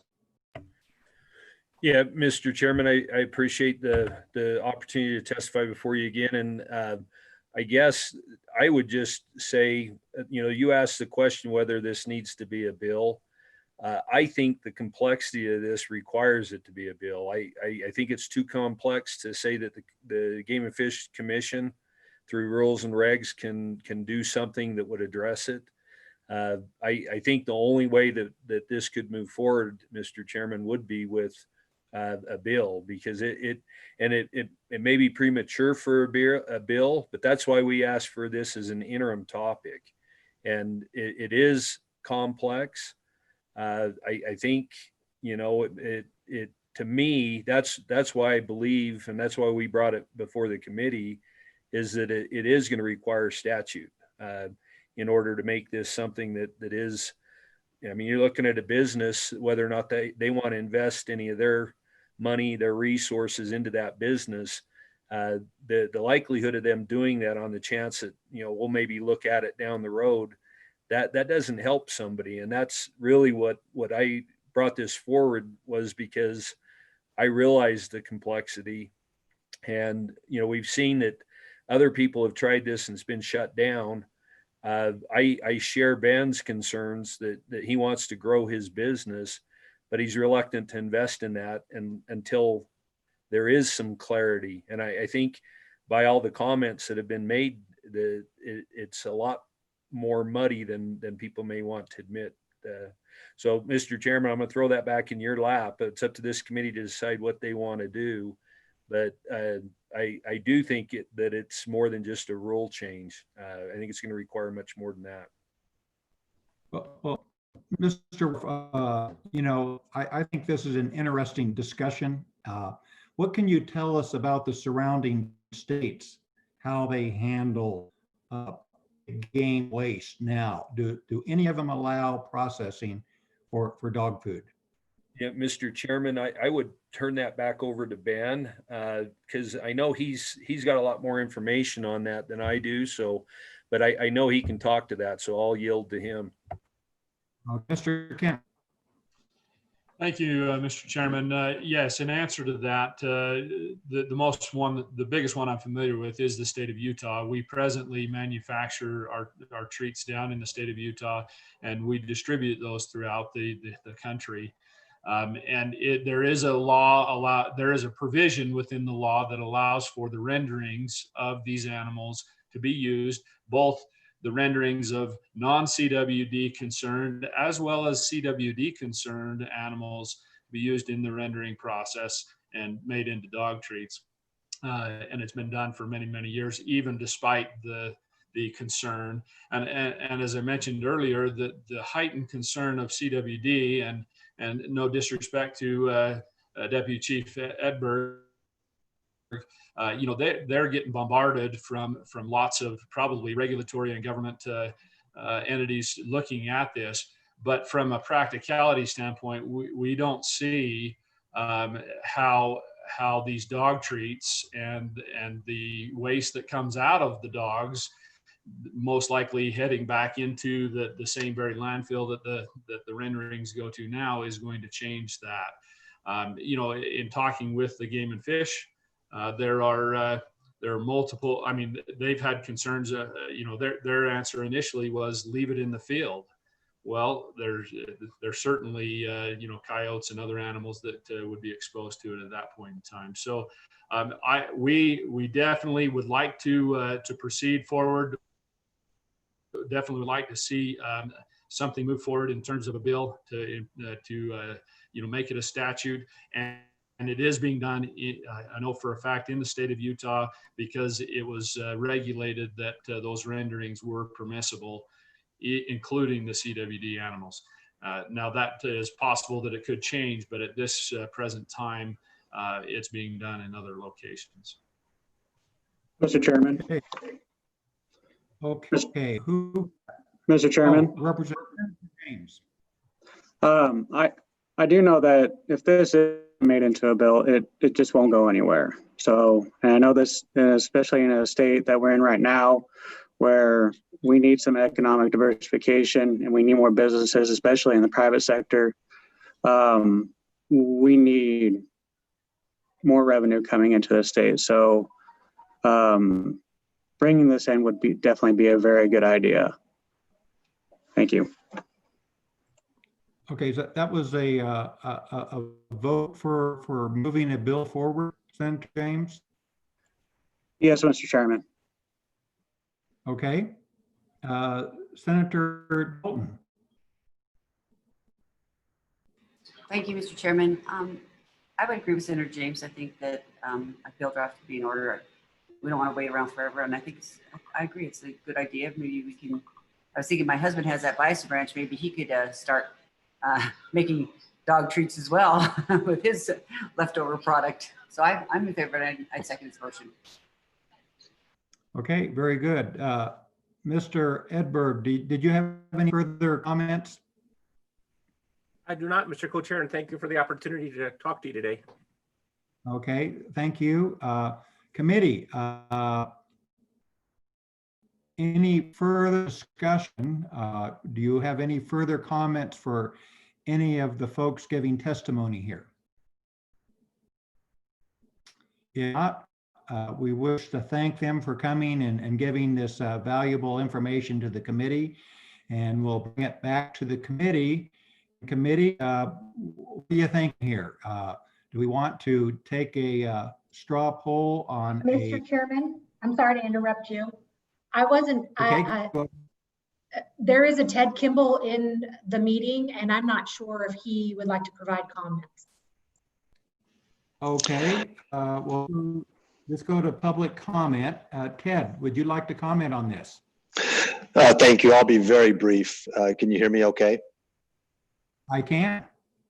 Yeah, I'm involved in the meat processing business with Ben, and but I'm also a medical doctor, and I work throughout the Intermountain West, including Evanston Regional Hospital, Rock Springs, and Jackson. So I would comment just briefly on in support of the Deputy Chief's comments about CWD being a concern. They're doing a great job at trying to manage that. And I think those things are able to be, we're able to find a balance between the two from a medical concern. One of the distinguishing things is that the spinal cord and the brain are where the CWD is concentrated, and those things would continue to be processed away and thrown and disposed of in a regulatory manner. It's this other significant amount of processing material that and waste that is left. And it's not just to create a new business. This is a tremendous environmental waste of material. This is filling landfills with carcasses that create all kinds of disease besides CWD as a risk. And we have the opportunity to not only create a business out of it, a healthy business. In fact, it's sometimes better meat than the commercial rendered product that goes into dog food now. And do a really good job at minimizing what otherwise would be a tremendous waste of protein that could be used. So that would be my only comment, and I would support the comments about it becoming a bill that would protect the businesses and at the same time honor the safety regulations that need to be in place as well. Thank you. Okay, thank you, Mr. Kimball, Dr. Kimball. Any questions for Ted? Mr. Chairman, Representative Freeman. just a quick question. Are all your carcasses tested for CWC? Who wants to answer that? Ben can answer that. Mr. Chairman, I'll take that one. The answer is no. We're certainly willing to test all of them, but it's fairly not only labor intensive. There isn't the funding to be able to do that. My understanding is that it goes around on a rotational basis. So no, the answer is no. Not all animals that come through here are tested. We did work with the Wyoming Game and Fish last year in Uintah County. And every mule deer that was harvested in the two areas that were designated for testing, we did not only comply, but we provided the facility here for them to stage at to take those samples. We definitely are interested in that from the human consumption side of things as well. So but in short, not every animal is tested at present for CWD. And until that becomes more either readily available or a simplified test, I don't foresee that happening in the near future. Correct me if I'm wrong, Deputy Chief, if you're still on board, Deputy Chief Edberg. Mr. Chairman, Co-Chair, may I address that? Go ahead. Sure. So CWD testing, as Mr. Kemp said, it's currently voluntary across the state. We have our own wildlife health lab where we're testing between 5,000 and 6,000 deer, elk, and moose annually.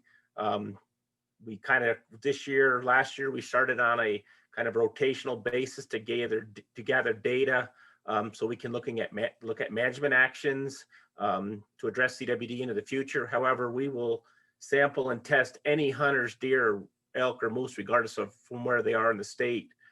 Our lab, when we start getting up above 10,000 samples, it really maximizes their ability.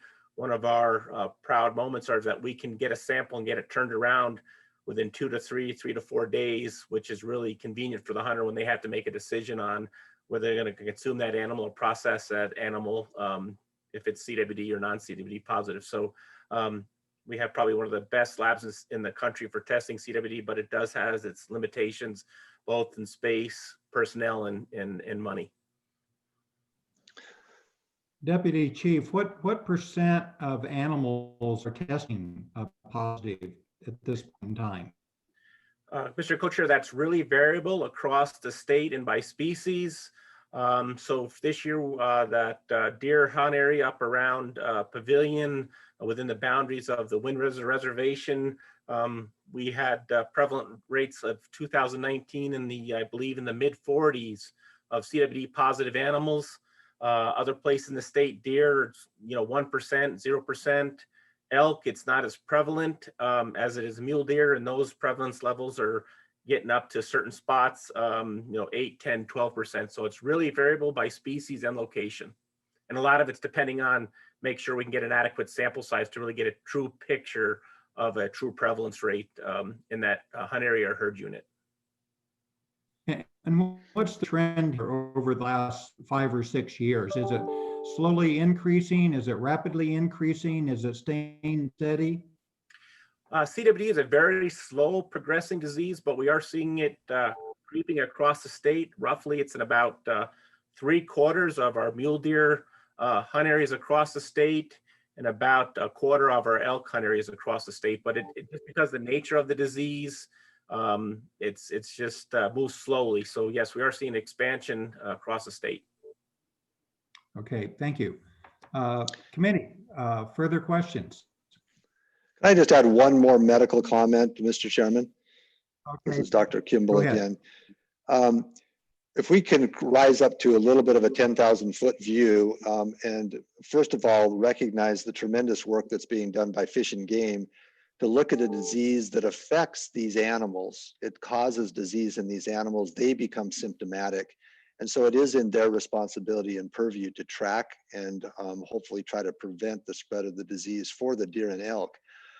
What we sometimes translate that into that becomes problematic is this is a lot of money, a lot of effort that's being spent on a disease that affects these animals and has never, not once, been transmitted to a dog or a human, not once. And so we've got to be careful that the important work that's being done by the Fish and Game does not become something that is translated to a disease. If you think of how many times you read in the newspaper that E. coli sneaks in to the meat industry and poisons people and hundreds of people die from E. coli every year, that's a human consumed disease that we need the USDA to prevent from being transmitted to humans. This is not. These are two different things that we got to be careful we don't raise the red flag of fear about CWD in dog treats or for human consumption. Senator Manise, did you have any comments or questions? I did, Mr. Chairman. Thank you. This question is for Scott. And we're discussing the CWD and the testing of it and the impact on your lab. An additional question I have is, has your lab been tasked with doing any COVID testing in the state of Wyoming? Mr. Co-Chair, Senator Moniz, they have not. Initially, when the COVID took off, we did provide them some supplies, but our wildlife health lab is not doing any COVID work at this time. Okay, I was just curious. We had that discussion here a little bit ago. That's all I have. Thank you, Mr. Chairman. Okay, thank you. Any other questions for any of our presenters? Okay, this bring it back to the committee. Thanks everyone for coming to testify. We really appreciate that. Committee, what's your pleasure on this? Do I hear a motion to look at a draft bill, Senator James? I'd like to make that motion that we create a draft bill. Okay, this brings John on this, and I'm not for sure he has enough direction yet to come up with a draft bill, but it's my understanding that Utah has some legislation on this topic right now. John, do you know? Mr. Chairman, I've done a bit of searching for Utah meat processing in the area of wildlife, and I haven't been able to identify anything yet. I guess there does seem to be some expertise that I do not have in drafting this bill, so I'm not sure. I don't know what the world is out there in putting this bill together, so I can certainly give it best effort. Well, I think the motion would be for you to take a look at draft legislation. If you can come up with the bill before our next meeting, that would be great. If you can't, you can present whatever research you've been able to accomplish by our next meeting. And if that's okay with the committee, we may have a draft bill or we may not. It depends on what John can kick out of the woodwork there. Is anyone against having John proceed in that manner? Seeing none, and John, Senator Manise. Oh, no, Mr. Chairman, I was, what, the point you made about John doing some research, I'm betting Mr. Camp would have some information in regard to that as well, that John might visit with Mr. Camp on that. Well, I'm sure Mr. Kemp, Mr. Worf, the Game and Fish, and Dr. Kimball will all be hopefully maybe getting some information to John to be able to work with. And again, this is a general session next go around. So if we don't get a bill by the next meeting, there's going to be possibilities, numerous possibilities during the general session to get something going forward. Representative Haley. Thank you, Mr. Chairman. I'm for the research. No question. I think that we need to get some heads together with John, including the Game and Fish, Department of Ag. And I'm not in favor of a bill draft at this point. Maybe after we hear what John's able to do, if enough, by our next meeting, then we can consider a bill draft. But I think it's premature right now, especially with the concerns over the existing regulations in not only in our state, but other states with CWD. Thank you, Mr. Chairman. Mr. Chairman, Okay, go ahead. you've got a motion for on the floor. I did not see a second. Okay. Do we have a second? Mr. Chair, I Okay, had seconded Dalton. Go ahead. Mr. Chairman, I seconded it. Okay. So we have a motion, we have a second. The motion was for staff to do some research and then possibly come up with a draft bill if they've got some clear direction. Representative Freeman. That was my point too, is that are we voting on a bill draft, or are we voting that research and a possible bill draft come forward? Because I'm echo the feelings that Representative Haley says. I'm for this. You know, I like the idea that we use all the animal in the relationship of Swift meatpacking companies that they did in the past. I think that's the good thing. But I've heard testimony that we don't need it. I hear testimony that you know, if we get together with the Department of Agriculture, that we can get the bugs worked out, and that's a lot faster than getting legislation passed and then have rules being put together.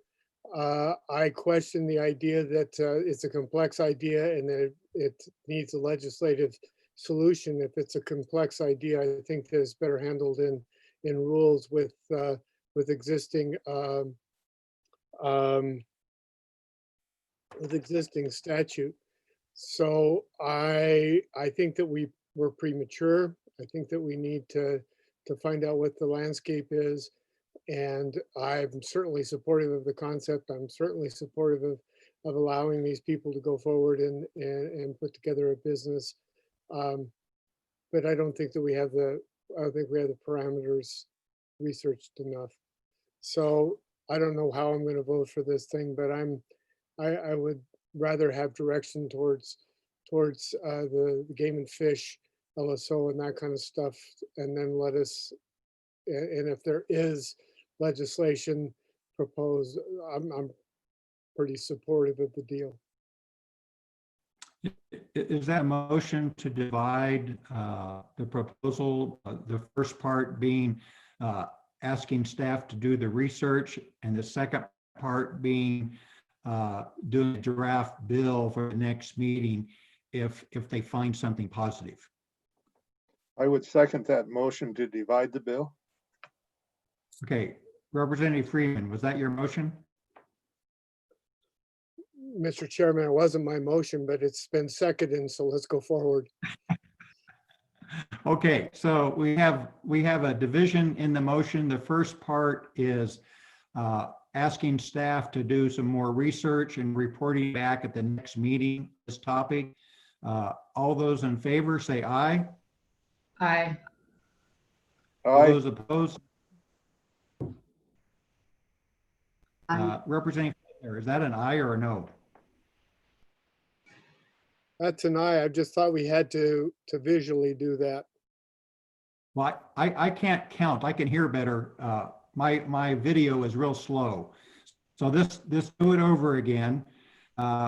Mary Beth, can you take a poll of the members for moving forward with staff doing some follow-up research on this? Please hold up your hand if you want Division 1 doing further research and reporting back to committee.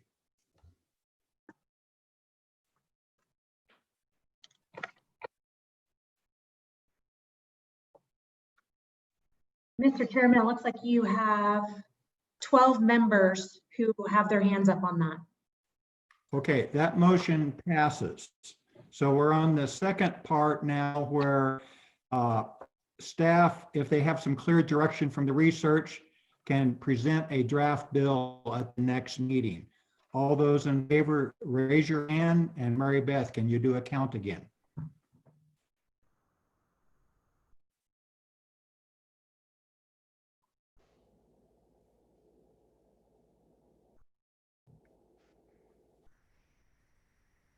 Mr. Chairman, it looks like you have seven members. 7 out of 13, is it? I believe you have currently 12 members there. Okay, well, that motion passes then. Okay, John, is that clear?